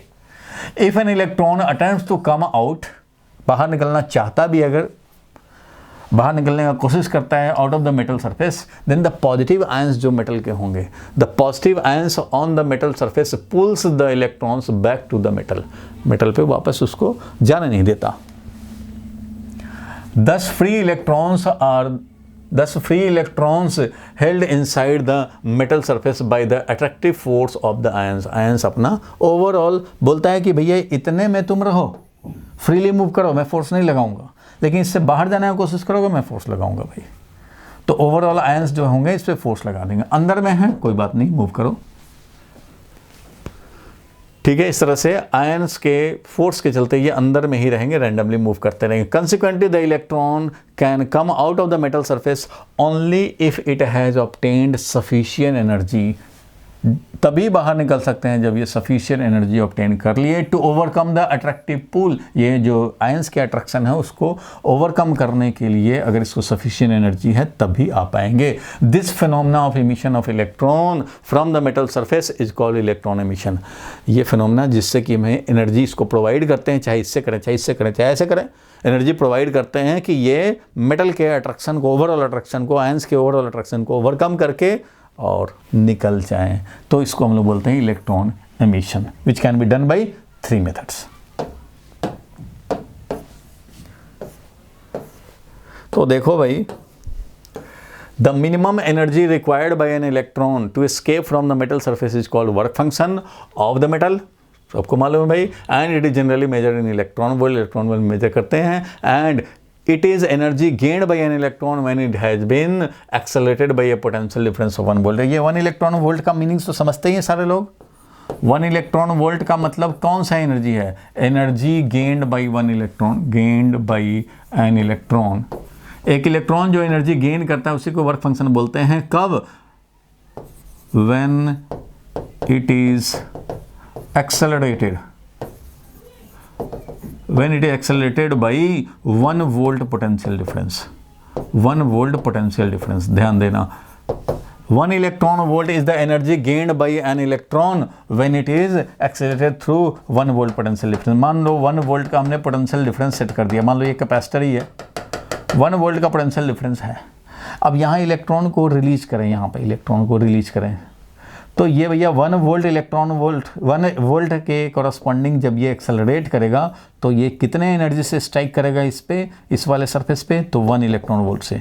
क्यों, क्योंकि इस पे जो वर्क डन होगा वही इसको एनर्जी मिलेगा, kinetic energy, changing kinetic energy, work done कितना होगा भाई, तो एक इलेक्ट्रॉन का charge multiplied by potential difference. तो जब एक इलेक्ट्रॉन को चार्ज लिखेंगे तो 1.6 इंटू 10⁻⁻⁹ और ये 1 वोल्ट से एक्सेलरेट हुआ है, ठीक है। तो ये जो एनर्जी होगा ये 1 वोल्ट से एक्सेलरेट करा है और ये इतना कूलम रखा है, तो ये मिल गया 1.6 इंटू 10⁻⁻⁹ यहाँ पे -19 जूल। ये हुआ तुम्हारा 1 electron volt energy. 1 electron volt अपने आप ही चिल्ला के कहता है कि भैया 1 इलेक्ट्रॉन वोल्ट मतलब एक इलेक्ट्रॉन 1 वोल्ट से एक्सेलरेटेड है, वो एनर्जी। 1 इलेक्ट्रॉन वोल्ट मतलब एक इलेक्ट्रॉन को 1 वोल्ट से एक्सेलरेट करा दो भैया, वो एनर्जी। तो वही लिखा हुआ है कि जनरली हम लोग वर्क फंक्शन इलेक्ट्रॉन वोल्ट में बताते हैं। और इलेक्ट्रॉन वोल्ट क्या होता है, it is energy gained by an electron when it has been accelerated by potential difference of 1 volt. 1 electron volt है 1.6 10⁻⁹ जूल। बोलो ठीक है भाई। Yes sir. 1 वोल्ट से एक्सेलरेट कराएंगे तो जितने एनर्जी से ये स्ट्राइक किया यही 1 इलेक्ट्रॉन वोल्ट का एनर्जी है। 2 वोल्ट से एक्सेलरेट कराओगे तो 2 इलेक्ट्रॉन वोल्ट एनर्जी मिलेंगे। 3 वोल्ट से कराओगे 3 इलेक्ट्रॉन वोल्ट मिलेंगे। 1 इलेक्ट्रॉन को लेकिन एक्सेलरेट कराने हैं। चलो ये तो वर्क फंक्शन की बात हो गई। अब देखो the work function energy can be supplied. Work function तो मिनिमम एनर्जी था जो कि देना पड़ेगा, चाहे आप फील्ड एमिशन से निकालो, थर्मियोनिक एमिशन से निकालो या फोटो इलेक्ट्रिक इफेक्ट से, उतना एनर्जी तो देना पड़ेगा। तो the work function energy can be supplied to the free electron. Free electron को सप्लाई कर सकते हैं by any of the following physical method. 3 methods हैं। क्या भाई? Thermionic emission by suitably heating the sufficient thermal energy can be imparted to free electron sufficiently heating the element. Bulb में tungsten filament है या कहीं भी कोई मेटल से हम लोग करंट पास कराएंगे तो थर्मल एनर्जी डेवलप होगा। That can be provided to electron to enable them to come out of the metal surface. तो इसको बोला thermionic emission. Field emission by applying a very strong electric field of the order of 10 power 8 volt per metre to a metal. Metal में बहुत ज़्यादा high electric field अगर हम लोग apply करें तो उस कंडीशन में electrons can be pulled out of the metal, जिस तरह से स्पार्क प्लग में होता है। खैर, field emission. Photoelectric emission, when a light of suitable frequency illuminates a metal surface, तो electrons are emitted from the metal surface and these photo light generated from generated electrons are called मतलब ये जो light से जो generated electron हैं उनको हम लोग क्या बोलते हैं? फोटो इलेक्ट्रॉन्स बोलते हैं भाई, क्योंकि लाइट से निकले हुए हैं इसलिए इनका नाम फोटो इलेक्ट्रॉन्स है। नाम है बस, काम इलेक्ट्रॉन वाला ही है। तो यह समझ गया जो तीनों बात हम लोगों ने डिस्कस किया था वो। आगे बढ़ते हैं। अब प्लेटफॉर्म बन चुका है भाई फोटो इलेक्ट्रिक इफेक्ट जानने का। यह है फोटो इलेक्ट्रिक इफेक्ट का एक्सपेरिमेंटल सेटअप। इस बात को जरा समझें, फोटो इलेक्ट्रिक इफेक्ट को स्टडी करने का ये एक्सपेरिमेंटल सेटअप है। देखो भाई, फोटो इलेक्ट्रिक इफेक्ट को समझने के लिए ये एक्सपेरिमेंटल सेटअप है। मतलब हम लोग चाहते थे कि फोटो इलेक्ट्रिक इफेक्ट है क्या, उसको जरा हम लोग समझें। तो एक एक्सपेरिमेंट किया गया। उस एक्सपेरिमेंट कर करके इसमें फोटो इलेक्ट्रिक इफेक्ट के बारे में कुछ इन्फॉर्मेशन कलेक्ट किया गया और वो इन्फॉर्मेशन मतलब facts regarding photo electric effect, वो देखा गया क्या क्या फैक्ट है जो ये फॉलो कर रहा है। फोटो इलेक्ट्रिक इफेक्ट समझ तो गए कि जब भी कोई मेटल सरफेस, ये है कैथोड जो कि मेटल का सरफेस है, यहाँ देखो यहाँ से लाइट आ रहा है, समझो ये सन है, लाइट आ रहा है, सोर्स ऑफ लाइट आ रहा है, इस पर इंसिडेंट हुआ और यहाँ से इलेक्ट्रॉन निकले 1 2 3 निकले, जाना शुरू किया। ये एक कंटेनर है, समझो इस तरह से एक चैम्बर है जो कि वैक्यूम बनाया हुआ है। ये वैक्यूम क्रिएटेड है, इवैक्यूएटेड ग्लास ट्यूब, एक ट्यूब है इस तरह से, लेकिन इवैक्यूएटेड है मीन्स वैक्यूम है। अब इनमें से जो इलेक्ट्रॉन निकलेंगे ये एनोड है जो कि हमारा फिर से कर देता हूँ भाई, ये हाई पोटेंशियल है, इधर ध्यान से समझना। ये हमारा कैथोड है, मेटल का कैथोड। सारे लोग फिर से ज़रा ध्यान देंगे, ये मेटल का कैथोड है जहाँ से इलेक्ट्रॉन हमें निकालने हैं। इस तरह से हम लोग कनेक्शन करते हैं कि ये हायर पोटेंशियल साइड हो, ये हायर पोटेंशियल साइड हो, ये एनोड बोलते हैं, कैथोड लोअर पोटेंशियल साइड। ये मेटल का है, metal cathode. Photo sensitive plate है। फोटो सेंसिटिव मतलब जो कि लाइट को एब्जॉर्ब कर सके, सेंस कर सके और उससे हमारा फोटो इलेक्ट्रिक इफेक्ट निकाल सके। ये क्वार्ट्ज का विंडो है जो कि ट्रांसफ़र कर सकता है, लाइट एनर्जी को जाने देता है। फोटो सेंसिटिव प्लेट है और ये समझो कि मेटल का बना हुआ है। फिर से सारे लोग भाई फोकस हो जाएं। यहाँ पे अगर इस डायग्राम को देखो तो भी ये है ना, इधर हाई पोटेंशियल, इधर लो पोटेंशियल, इस तरह से। तो ये हाई पोटेंशियल है। इस तरह से जो ये इलेक्ट्रॉन हैं, तो इलेक्ट्रॉन भाई लो से हाई की तरफ जाना चाहेगा। इलेक्ट्रॉन नेगेटिवली चार्ज है, वो लो से हाई की तरफ जाना चाहेगा, ये इस तरफ अट्रैक्ट होगा। पॉजिटिव होता है वो हमेशा हाई से लो जाना चाहता है। इलेक्ट्रॉन जो कि नेगेटिव चार्ज है वो लो टू हाई जाना चाहता है, होता ही है, अट्रैक्ट कर लेगा ये। तो वैसे ही ये लो से हाई की तरफ जाना चाहेगा। तो यहाँ जब हाई पोटेंशियल रखेंगे, सब लोग ध्यान दें, ये एक्सपेरिमेंटल सेटअप है, कैथोड है जहाँ से इलेक्ट्रॉन निकालना है हमें, लेकिन जो निकलेगा उसको पकड़ना भी है। तो उसको अट्रैक्ट करने के लिए हमने यहाँ हाई पोटेंशियल का एनोड रखा है। ठीक है, एक एक करके ध्यान से समझें। इलेक्ट्रॉन्स तब निकलेंगे जब यहाँ पे जो लाइट इंसिडेंट हो रहा है उसका फ्रीक्वेंसी सर्टेन लिमिटिंग फ्रीक्वेंसी से ज़्यादा हो, मतलब सफिशिएंट एनर्जी का आया कि इसको जो एनर्जी मिले, इलेक्ट्रॉन को जो एनर्जी मिले, मेटल के इलेक्ट्रॉन को इसके वर्क फंक्शन से ज़्यादा एनर्जी मिले कि वो बाहर आ सके। तो जैसे यहाँ से बाहर निकलेगा इलेक्ट्रॉन को, इसको कैप्चर करने के लिए यहाँ हाई पोटेंशियल से अट्रैक्ट करके इसको कलेक्ट कर लेना है यहाँ पे, और यहाँ से ये ऐसे इलेक्ट्रॉन का पाथ बोले तो ऐसे, इलेक्ट्रॉन का पाथ ऐसे चलेगा। और करंट की बात बोले, इलेक्ट्रॉन ऐसे चल रहा है तो इसका मतलब करंट ऐसे, करंट ऐसे समझेंगे, इलेक्ट्रॉन के अपोजिट में तो करंट तो ऐसे चलता है। ठीक है भाई, तो इस तरह से इलेक्ट्रॉन को अट्रैक्ट कर रहे हैं। इन इलेक्ट्रॉन्स को क्या बोला? फोटो इलेक्ट्रॉन्स बोला भाई। अब इनमें देखोगे कि ज़रूरी नहीं है कि 100 इलेक्ट्रॉन पर सेकंड निकल रहे हैं तो 100 के 100 एनोड पे यहाँ पे कलेक्ट हो जाए। हो सकता है कुछ इधर उधर रह जाए, नहीं पहुँच पाए, उतना एनर्जी नहीं मिल पाए। तो ऐसा होता है, इसमें कुछ फैक्ट्स हैं जो हम लोग अभी नोटिस करेंगे। नंबर 1 बात कि सफिशिएंट एनर्जी का जब हमें फोटॉन्स मिलेंगे तो हमारा इस मेटल सरफेस से इलेक्ट्रॉन निकला तो कलेक्ट करने का कोशिश किए कि ज़्यादा से ज़्यादा निकले हुए इलेक्ट्रॉन, फोटो इलेक्ट्रॉन्स कलेक्ट हो जाएं और उससे करंट कंस्टिट्यूट करे। इस करंट को फोटो इलेक्ट्रिक करंट बोलते हैं, जिसको कि मेजर करने के लिए माइक्रो एमीटर लगा रखा है, मतलब ये माइक्रो में भी करंट को मेजर कर ले। तो ये क्या है भाई? तो ये है फोटो इलेक्ट्रिक करंट। इस करंट को बोलेंगे फोटो इलेक्ट्रिक करंट। ठीक है, इसको फोटो इलेक्ट्रिक करंट बोला, इसको फोटो इलेक्ट्रॉन बोला। कलेक्टर है क्योंकि ये कलेक्ट करता है, और ये कैथोड है। और ये जो हमने सेल का वैल्यू लगाया है, मान लो 2 वोल्ट का लगाया है भैया, 2 वोल्ट का लगाया है, ध्यान देना। अगर 2 वोल्ट का लगाया है तो ये 2 वोल्ट का लगाया तो 2 वोल्ट से इसको अट्रैक्ट करना चाहेगा। तो हो सकता है कि इनमें से 90% अट्रैक्ट हो जाए, यहाँ कलेक्ट हो जाए, बाकी 10% इधर उधर खो जाए, रह जाए। अगर इसको 4 वोल्ट से अट्रैक्ट करें, इसके रिस्पेक्ट में यहाँ 4 वोल्ट ज़्यादा हो जाए, ये 4 वोल्ट का सेल अगर हो जाए तो ये ज़्यादा अट्रैक्ट करेगा। अब 95% इलेक्ट्रॉन आ गए। अब मान लो मैंने 6 वोल्ट लगा दिया, जब 6 वोल्ट लगा दिया तो देखा कि भाई अब ये 98% इलेक्ट्रॉन को कलेक्ट कर ले रहा है। फिर हमने 8 वोल्ट लगा दिया, अब देखा 99% कलेक्ट कर ले रहा है। हमने 9 वोल्ट लगा दिया तो देखा कि अब 100% जितने इलेक्ट्रॉन निकल रहे हैं सबको कलेक्ट कर ले रहा है। तो सारे के कोरस्पॉन्डिंग करंट बन जाएंगे। और उससे ज़्यादा मान लो 9 वोल्ट में 100% इलेक्ट्रॉन्स जो निकले हैं वो कलेक्ट हो जा रहे हैं नोड पे, कोई इधर उधर नहीं रह रहा, सब ये पहुंच जा रहे हैं और करंट को कंस्यूट कर रहे हैं। तो अब तुम 11 वोल्ट लगा दोगे तो क्या होगा भाई? तो जब तुम 11 वोल्ट लगा लोगे भाई तो उस कंडीशन में क्या 100% तो ऑलरेडी पहुंच रहे हैं 9 वोल्ट पे ही। तो 11 लगाओगे तब भी 100% ही पहुंचेंगे, 15 लगाओगे तब भी 100% ही तो पहुंचेंगे। जो निकलेगा वही तो पहुंचेगा। ये निकालना थोड़ी शुरू कर देगा, ये निकाल नहीं सकता, निकले हुए को अट्रैक्ट कर सकता है। निकालने के लिए तुमने अभी देखा था 10⁸ वोल्ट पर मीटर इस तरह का फील्ड अप्लाई करना होता है। इतना इलेक्ट्रिक फील्ड अप्लाई करोगे तब जाके फील्ड एमिशन होगा। तो निकालने वाला तो भूल जाओ, निकालने वाले के लिए इतना large potential difference per unit meter चाहिए।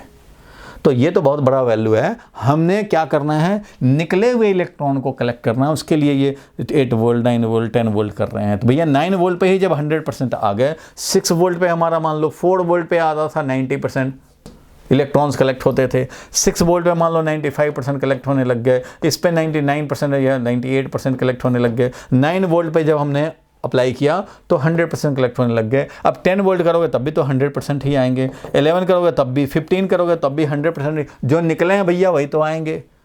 तो ऐसे कंडीशन में बोल देते हैं जब ये 100% कलेक्ट हो गया तो इस कंडीशन में करंट को सैचुरेशन करंट भी बोलते हैं, क्योंकि इससे ज़्यादा हो नहीं सकता। इसको सैचुरेशन करंट भी बोलते हैं। अब ज़रा समझें और बात को ज़रा समझें।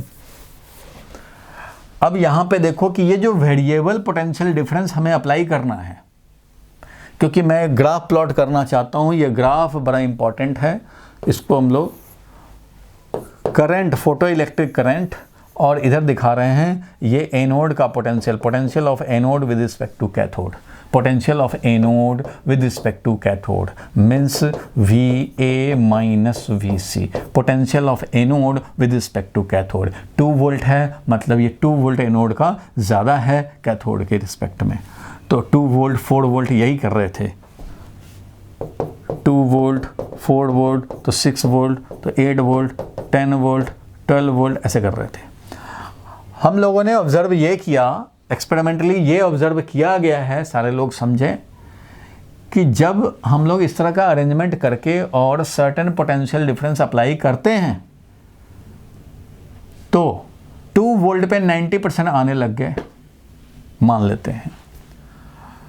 तो 1 वोल्ट पे रखते तो हो सकता था 80% ही कलेक्ट होते, और 0 वोल्ट रखें तो कुछ अट्रैक्ट ही ना करें तो ना करें, तब भी कुछ इलेक्ट्रॉन जो अपने काइनेटिक एनर्जी लेके निकलेंगे तो कुछ पहले से ही पहुंचेंगे। इतना काइनेटिक एनर्जी लेके निकल रहे हैं, मान लो वर्क फंक्शन है 5 जूल, आ रहा है, इसको मिल रहा है 8 जूल, क्योंकि ये 8 जूल लेके आ रहा है, चाहिए इसको 5 जूल निकलने के लिए मिनिमम, तो 5 जूल तो खर्च हो जाएगा अट्रैक्शन ओवरकम करने में, बाकी जो 3 जूल मिलेगा वो काइनेटिक एनर्जी हो जाएगा। इसको 3 जूल का जो सरफेस के इलेक्ट्रॉन होंगे वो 8 जूल रिसीव करके 5 जूल तो खर्च करेंगे और 3 जूल लेकर के आगे बढ़ जाएंगे। तो ये 3 जूल वाला जो ज़्यादा एनर्जी लेके निकला है वो पहुंच जाएगा, वो क्या करेगा, पहुंच जाएगा, इलेक्ट्रॉन एनोड पे पहुंच जाएगा। जो 1 जूल लेके निकलेगा, मान लो कुछ अंदर के इलेक्ट्रॉन हैं, जो सरफेस के इलेक्ट्रॉन है, तो वो तो भैया लिए 8 जूल, 5 जूल मेटालिक अट्रैक्शन को ओवरकम करने में लगा और ये 3 जूल लेकर के निकल गए 8 में से। लेकिन जो अंदर वाले इलेक्ट्रॉन रिसीव करेंगे 8 जूल, तो ये रास्ते में निकलना चाहेंगे तो दूसरा इलेक्ट्रॉन भी कोलाइड कर लिया इससे, तीसरा इलेक्ट्रॉन भी कोलाइड कर लिया इससे, तो कोलिजन होने से क्या होता है, ये 8 जूल रिसीव तो किया लेकिन इसका 6 जूल पहले ही खर्च हो गया, तो हो सकता है वो ना निकल पाए। या हो सकता है कि यहाँ 8 जूल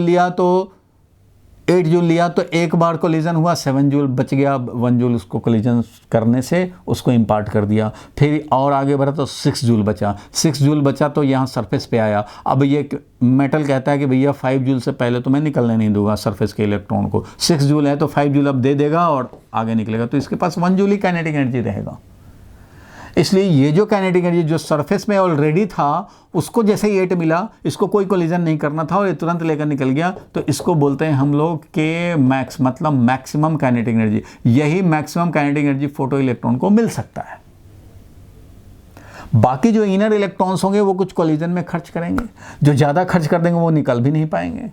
लेकिन कुछ मान लो कि 8 जूल में से 2 जूल खर्च कर दिया, 6 जूल बचा सरफेस आने तक। अब सरफेस पे आने के बाद भी इसको तो देना पड़ेगा भाई, मेटालिक अट्रैक्शन को ओवरकम करने में 5 जूल, तो 1 जूल रह गया, तो ये 1 जूल रखा।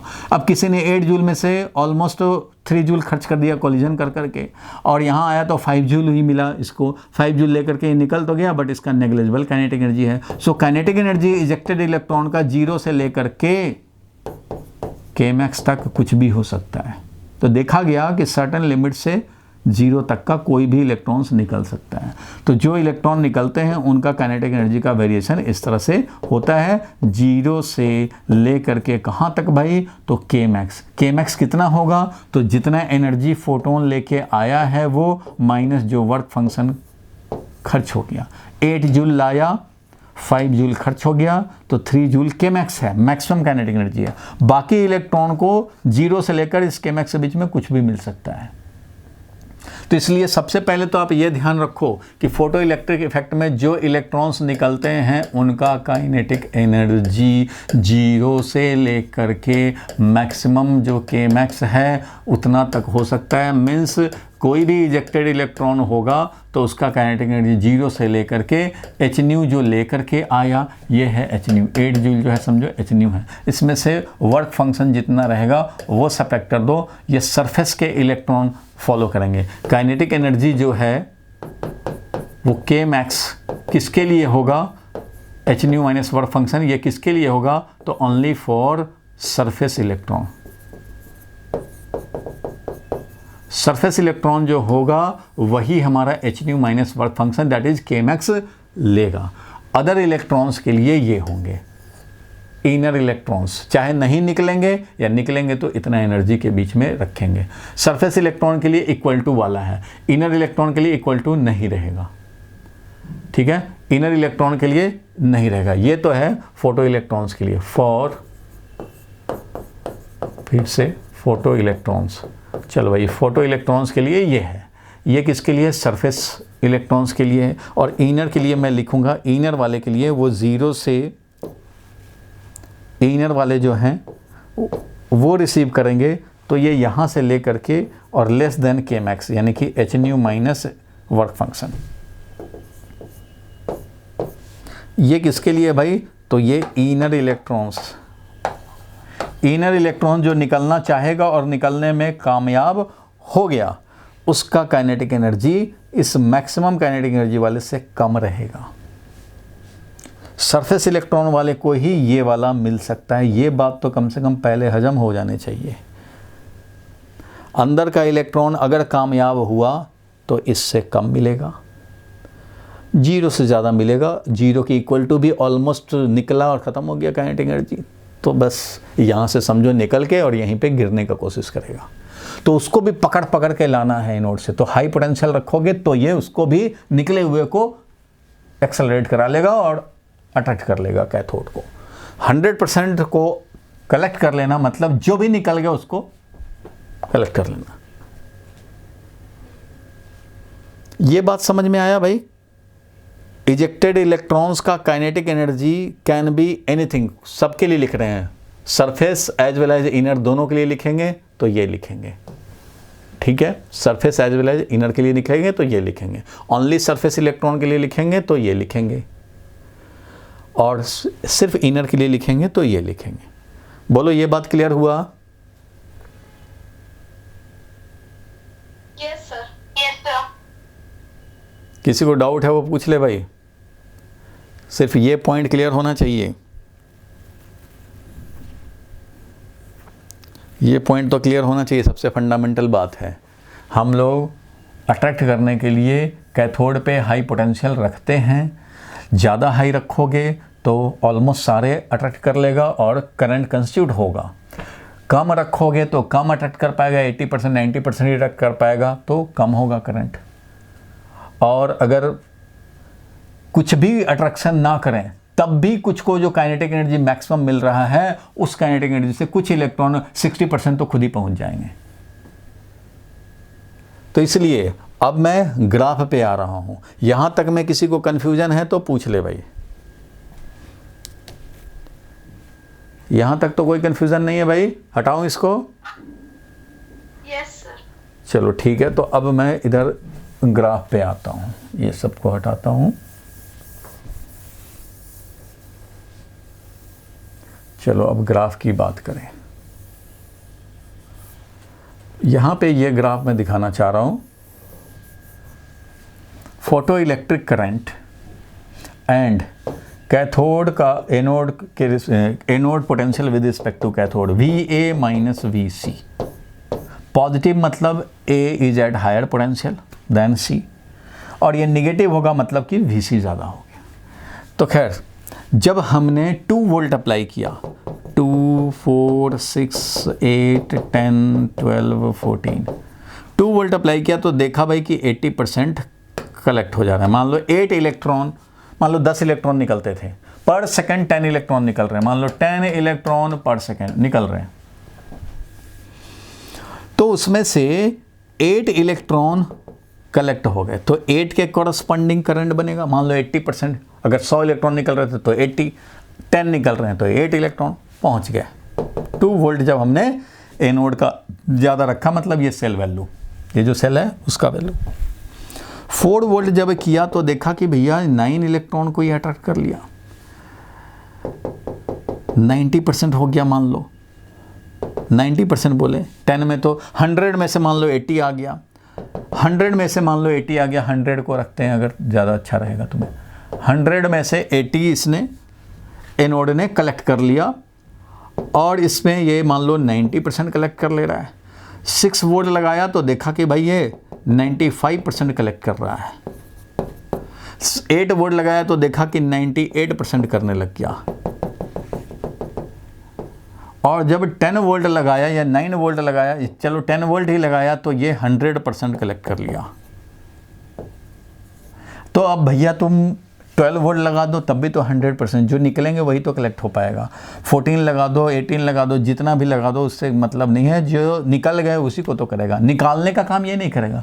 जो वर्क फंक्शन जितना था वो अपना खर्च करके निकल गया, जब मेटेलिक अट्रैक्शन को ओवरकम कर लिया तो ये पुल कर सकता है, क्योंकि इस फील्ड में उतना जान नहीं है कि ये निकाल ले।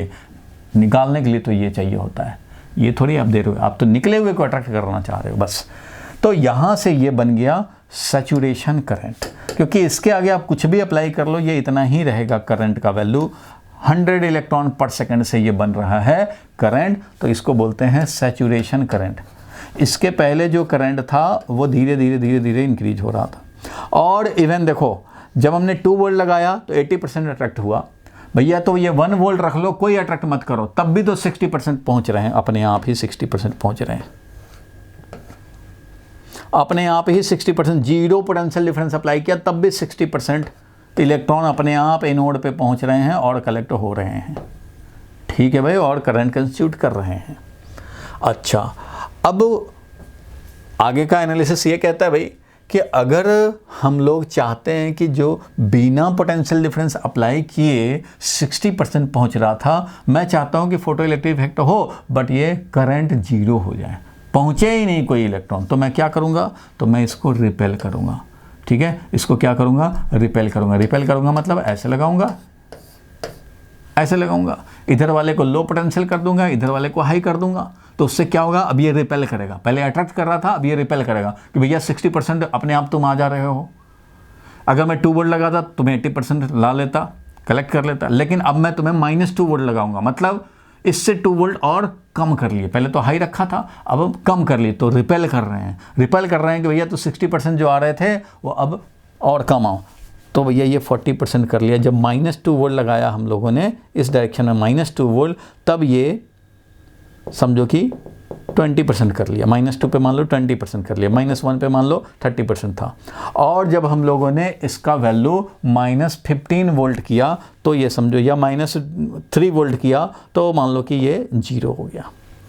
तो ये बना तुम्हारा ग्राफ। ये -3 वोल्ट अगर जब लगाए, या -3.5 या -4 कुछ भी जब लगाया हम लोगों ने, -3 का मतलब क्या हुआ, VA - VC is -3। It means cathode का पोटेंशियल अब ज़्यादा है, एनोड का पोटेंशियल 3 कम है कैथोड वाले से, तो इसका वैल्यू -3 लिखूंगा। तो -3 जब होता है तब ये करंट हो जाता है 0। अब कोई नहीं आ रहा है, निकल तो रहा है लेकिन वो आ नहीं पा रहा है। वो कहाँ, तो ये यहीं कहीं रह जा रहा है, क्योंकि इतना रिपेल करा कि ये बेचारा यहीं गिर जा रहा है, नहीं आ पा रहा वहाँ। ये कर्व है, इसको बोला सैचुरेशन करंट। और जनरली फोटो करंट जब बोला जाए कि इतने वोल्ट पे क्या है, तो वो बात फोटो इलेक्ट्रिक करंट की हुई।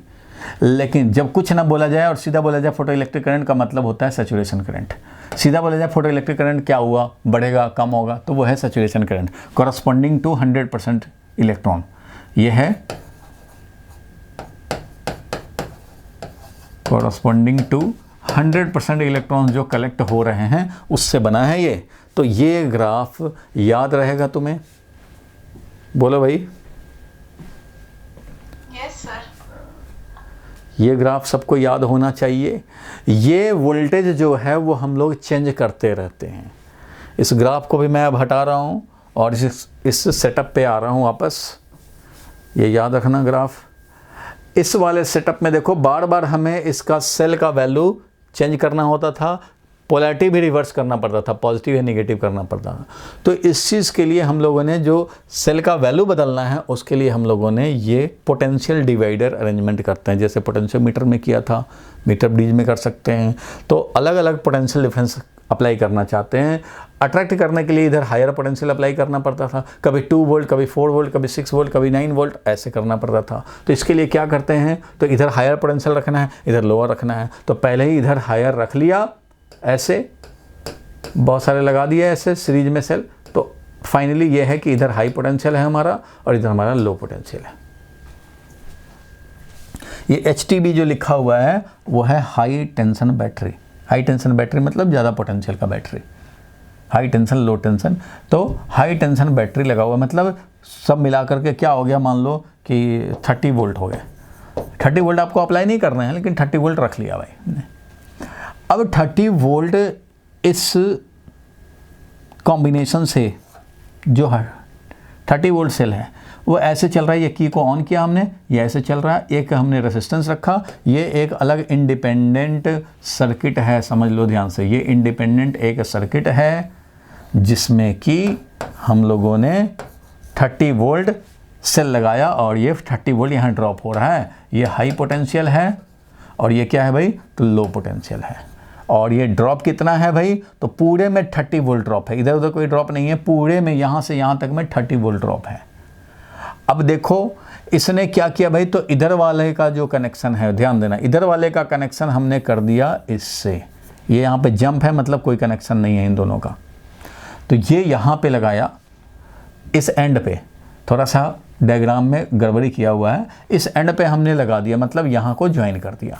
दूसरा एंड जो है ये, इससे हमें लेना है हाई पोटेंशियल, तो ये वाला जो है थोड़ा और इधर दिखाना चाहिए था ऐसे, तो इसका मतलब ये पूरे 30 वोल्ट है, जिसमें ये हाई है और इधर लो पोटेंशियल है, और टोटल ड्रॉप है कितना, 30 वोल्ट। अगर तुम्हें चाहिए 20, तो ये वाला देखो लो पोटेंशियल से कनेक्टेड है, इसका जो लो पोटेंशियल है उससे ये कनेक्टेड है, तो अगर यहाँ अप्लाई किए तो समझो कि ये 25 वोल्ट इसको अप्लाई हो रहा है। इसको थोड़ा तुम चेंज करोगे, मान लो इसको कनेक्शन मान लो हमने यहाँ कनेक्ट किया, तो ये यहाँ का 10 वोल्ट अप्लाई हो रहा है, यहाँ कर दिया तो ये 2 वोल्ट अप्लाई हो रहा है, क्योंकि इससे ये 2 वोल्ट ज़्यादा है, जिस तरह से पोटेंशियोमीटर में होता था। एक तो इधर से परमानेंटली कनेक्टेड है ही, ये तो परमानेंटली इधर से कनेक्टेड है। अब ये तुम यहाँ कनेक्ट करोगे तो 30 वोल्ट अप्लाई होगा, यहाँ कनेक्ट करोगे 25, यहाँ करोगे 10 अप्लाई होगा, तो यहाँ करें तो 5 अप्लाई होगा, यहाँ करें तो 2 अप्लाई होगा, यहाँ करेंगे तो 1 अप्लाई होगा। इस तरह से हम लोग इस 30 वोल्ट को डिवाइड किया हुआ है बहुत सारे में। अब जहाँ कनेक्ट करूँगा उस हिसाब से पोटेंशियल अप्लाई होगा, तो ये बन गया है पोटेंशियल डिवाइडर। ये जितना पोटेंशियल डिफरेंस है हाई टेंशन, वो पूरा का पूरा यहाँ है, एक तो यहाँ पे बिल्कुल ज्वाइंट है, और दूसरा इसको यहाँ नहीं दिखाना चाहिए था, ये इधर है, ये मूवेबल कांटेक्ट है।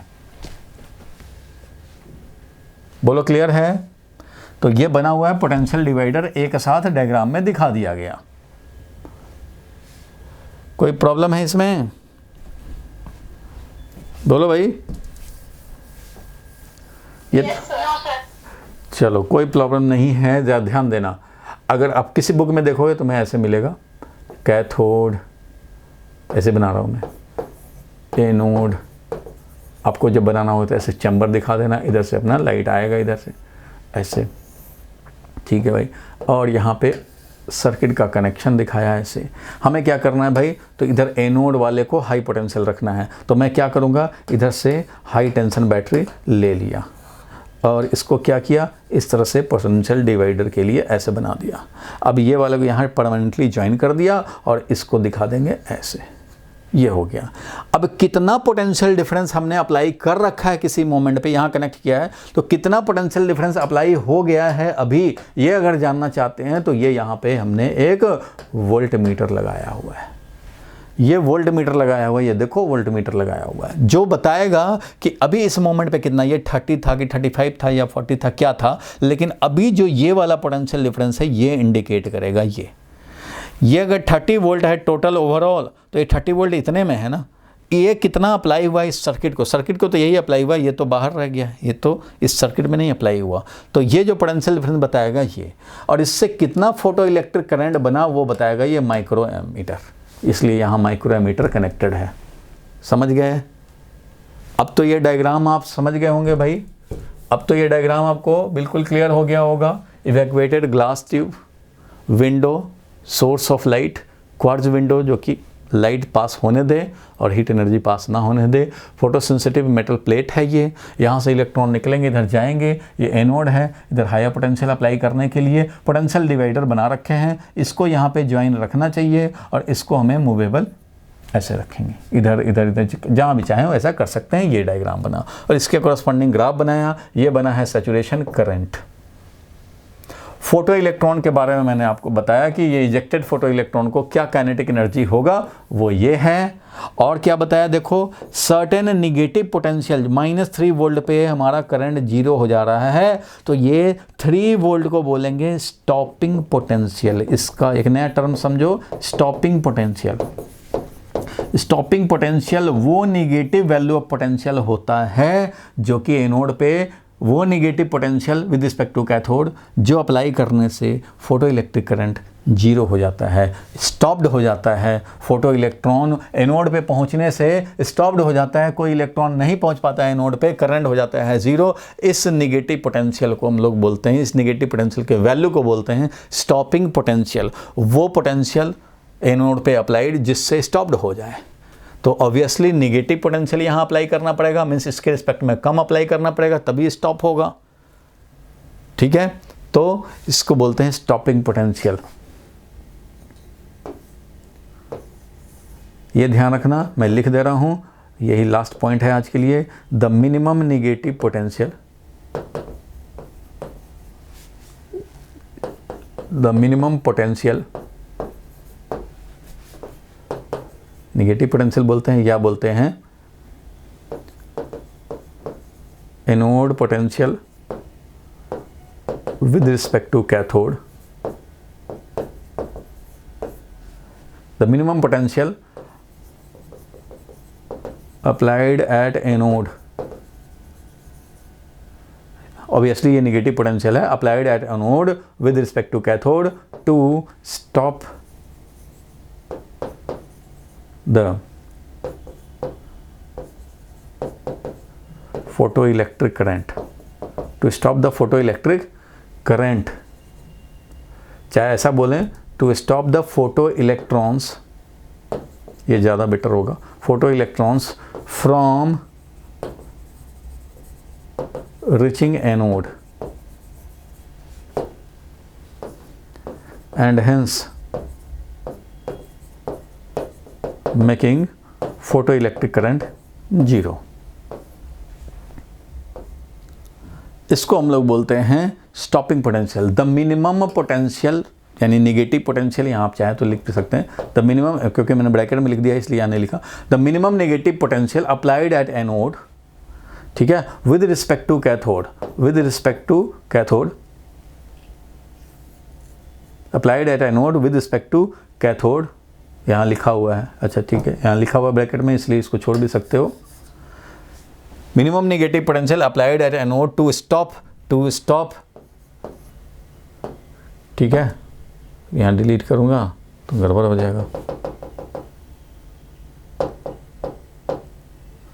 ठीक है, to stop the photo electrons from reaching anode, photo electron को पहुँचने से रोक रहे हैं। अब जरा एक डिफरेंस आप ध्यान रखना, कंक्लूड कर रहा हूँ कि ये minimum negative potential applied at anode है कि निकले हुए इलेक्ट्रॉन को एनोड पे पहुंचने ना दें। ये वो पोटेंशियल नहीं है जो कि यहाँ से इलेक्ट्रॉन को निकलने ना दे, दोनों में डिफरेंस है। ये पोटेंशियल वो मिनिमम पोटेंशियल है कि निकले हुए इलेक्ट्रॉन को ये पहुंचने ना दे। ये वो पोटेंशियल नहीं है कि इलेक्ट्रॉन को निकलने ही ना दे। इलेक्ट्रॉन को निकलने ही ना दें उसके लिए तो ज़्यादा पोटेंशियल अप्लाई करने पड़ेंगे। ये वो है कि इलेक्ट्रॉन निकले लेकिन यहाँ पहुँच ना पाए। मतलब पर्पस ये है कि जो मैक्सिमम काइनेटिक एनर्जी लेकर के निकलता है वो आए, यहाँ तक आए, लेकिन ये यहाँ से वापस चला जाए, पहुँच ना पाए यहाँ पे, करंट कंस्यूट ना हो। मीन्स इसका पर्पस होता है, इस नेगेटिव पोटेंशियल का पर्पस होता है कि मैक्सिमम काइनेटिक एनर्जी जो लेके निकला है उसी का तो चांस बनता है यहाँ पहुँचने का। केएमएक्स वाले को रोक दो यहाँ तक पहुँचने से, तो इस केएमएक्स वाले को रोकना पर्पस होता है। ये आए, ये मूव करे, लेकिन यहाँ तक। मिनिमम का मतलब यही होता है। अगर ज़्यादा पोटेंशियल अप्लाई करोगे, मिनिमम मान लो 3 वोल्ट है, -3 वोल्ट, अब -5 अप्लाई करोगे तो ये केएमएक्स वाला यहीं से भाग जाएगा। -7 अप्लाई कर दोगे तो केएमएक्स वाला यहीं से भाग जाएगा। मिनिमम यहाँ पे माइनस मान लो कि -100 कर दे तो यहीं से निकल जाएगा, -200 कर देंगे यहीं ऐसे रह जाएगा। तो मिनिमम हमें कितना लगाना पड़ेगा कि करंट जीरो हो? तो मिनिमम लगाना पड़ेगा सिर्फ -3 कि ये निकला हुआ आए और यहाँ से जस्ट मिस करता हुआ चला जाए। तो इस पोटेंशियल को बोलेंगे स्टॉपिंग पोटेंशियल। ये मीनिंग क्लियर हुआ। अब इसके आगे का काम नेक्स्ट क्लास में होगा। अभी हम लोगों ने समझा कि फोटोन मॉडल क्या है और समझा कि फोटो इलेक्ट्रिक इफेक्ट क्या है, इलेक्ट्रॉन्स निकलते हैं। अब हम लोग आगे थ्रेशोल्ड फ्रीक्वेंसी की बात करेंगे, वो अगले क्लास में बात करेंगे। अभी तो बस इतना ही जानने हैं कि जितना वर्क फंक्शन है उससे ज़्यादा एनर्जी लेकर के आना पड़ेगा इसको। अगर वर्क फंक्शन से ज़्यादा एनर्जी लेके आएगा तो फोटो इलेक्ट्रॉन निकलेंगे, कुछ केएमएक्स लेके निकलेगा और कुछ उससे कम एनर्जी लेके निकलेंगे इलेक्ट्रॉन को। तो इलेक्ट्रॉन निकले हुए का कुछ भी वेरिएशन हो सकता है यहाँ से लेकर के यहाँ तक, लेकिन उनको ज़्यादा से ज़्यादा पहुँचा सकें नोड पे और करंट हमारा बन सके, उसके लिए हमें एनोड पोटेंशियल पॉजिटिव करना होता है, मीन्स अट्रैक्ट करना होता है, तो उससे बढ़ता है और सर्टेन वैल्यू के बाद हमारा करंट सैचुरेट हो जाता है, तो इसको saturation current, photo electric current बोला। लेकिन इस करंट को अगर ज़ीरो करना चाहते हैं तो हमें नेगेटिव पोटेंशियल, क्योंकि अगर ज़ीरो भी कर दोगे तब भी कुछ अपने आप आते हैं, अगर उसको भी स्टॉप करना चाहते हैं तो we will have to apply negative potential at anode with respect to cathode. तो उस कंडीशन में ये रिपेल करेगा, क्योंकि ये कम पोटेंशियल, लोअर पोटेंशियल, लोअर से हायर की तरफ फोर्स लगता है इलेक्ट्रॉन पे, तो इसलिए इसको रिपेल करेगा। रिपेल करेगा तो भाई -3 अप्लाई किए तो यहाँ रुक गया, तो स्टॉपिंग पोटेंशियल हुआ 3 वोल्ट। अगर -5 लगाने पे 0 होता करंट तो स्टॉपिंग पोटेंशियल 5 वोल्ट बोलते हैं, मतलब वो वैल्यू ऑफ नेगेटिव पोटेंशियल है। ये नहीं कि स्टॉपिंग पोटेंशियल बोलेंगे -3 वोल्ट, नहीं, stopping potential 3 volt. Stopping potential का मतलब ही है कि भैया तुम्हें एनोड पे कम रखना है पोटेंशियल। 3 वोल्ट है स्टॉपिंग पोटेंशियल, मतलब 3 वोल्ट उससे कम रखोगे तो अपने आप स्टॉप कर देगा। तो the minimum value of negative potential applied at anode with respect to cathode to stop the photo electrons from reaching the anode. यहाँ तक क्लियर है भाई? आप लोग एटम के क्वेश्चन को सॉल्व करके होमवर्क को डाउट जल्दी से भेज दो। हो सकता है अगले ही क्लास में मैं जैसे ही कुछ और लोगों के आ जाएंगे मैं डाउट डिस्कस कर दूंगा। 4-5 ही डाउट आएंगे मुश्किल से, तो वो डिस्कस कर दूंगा। ठीक है, डुअल नेचर अपना चलेगा। 3 क्लास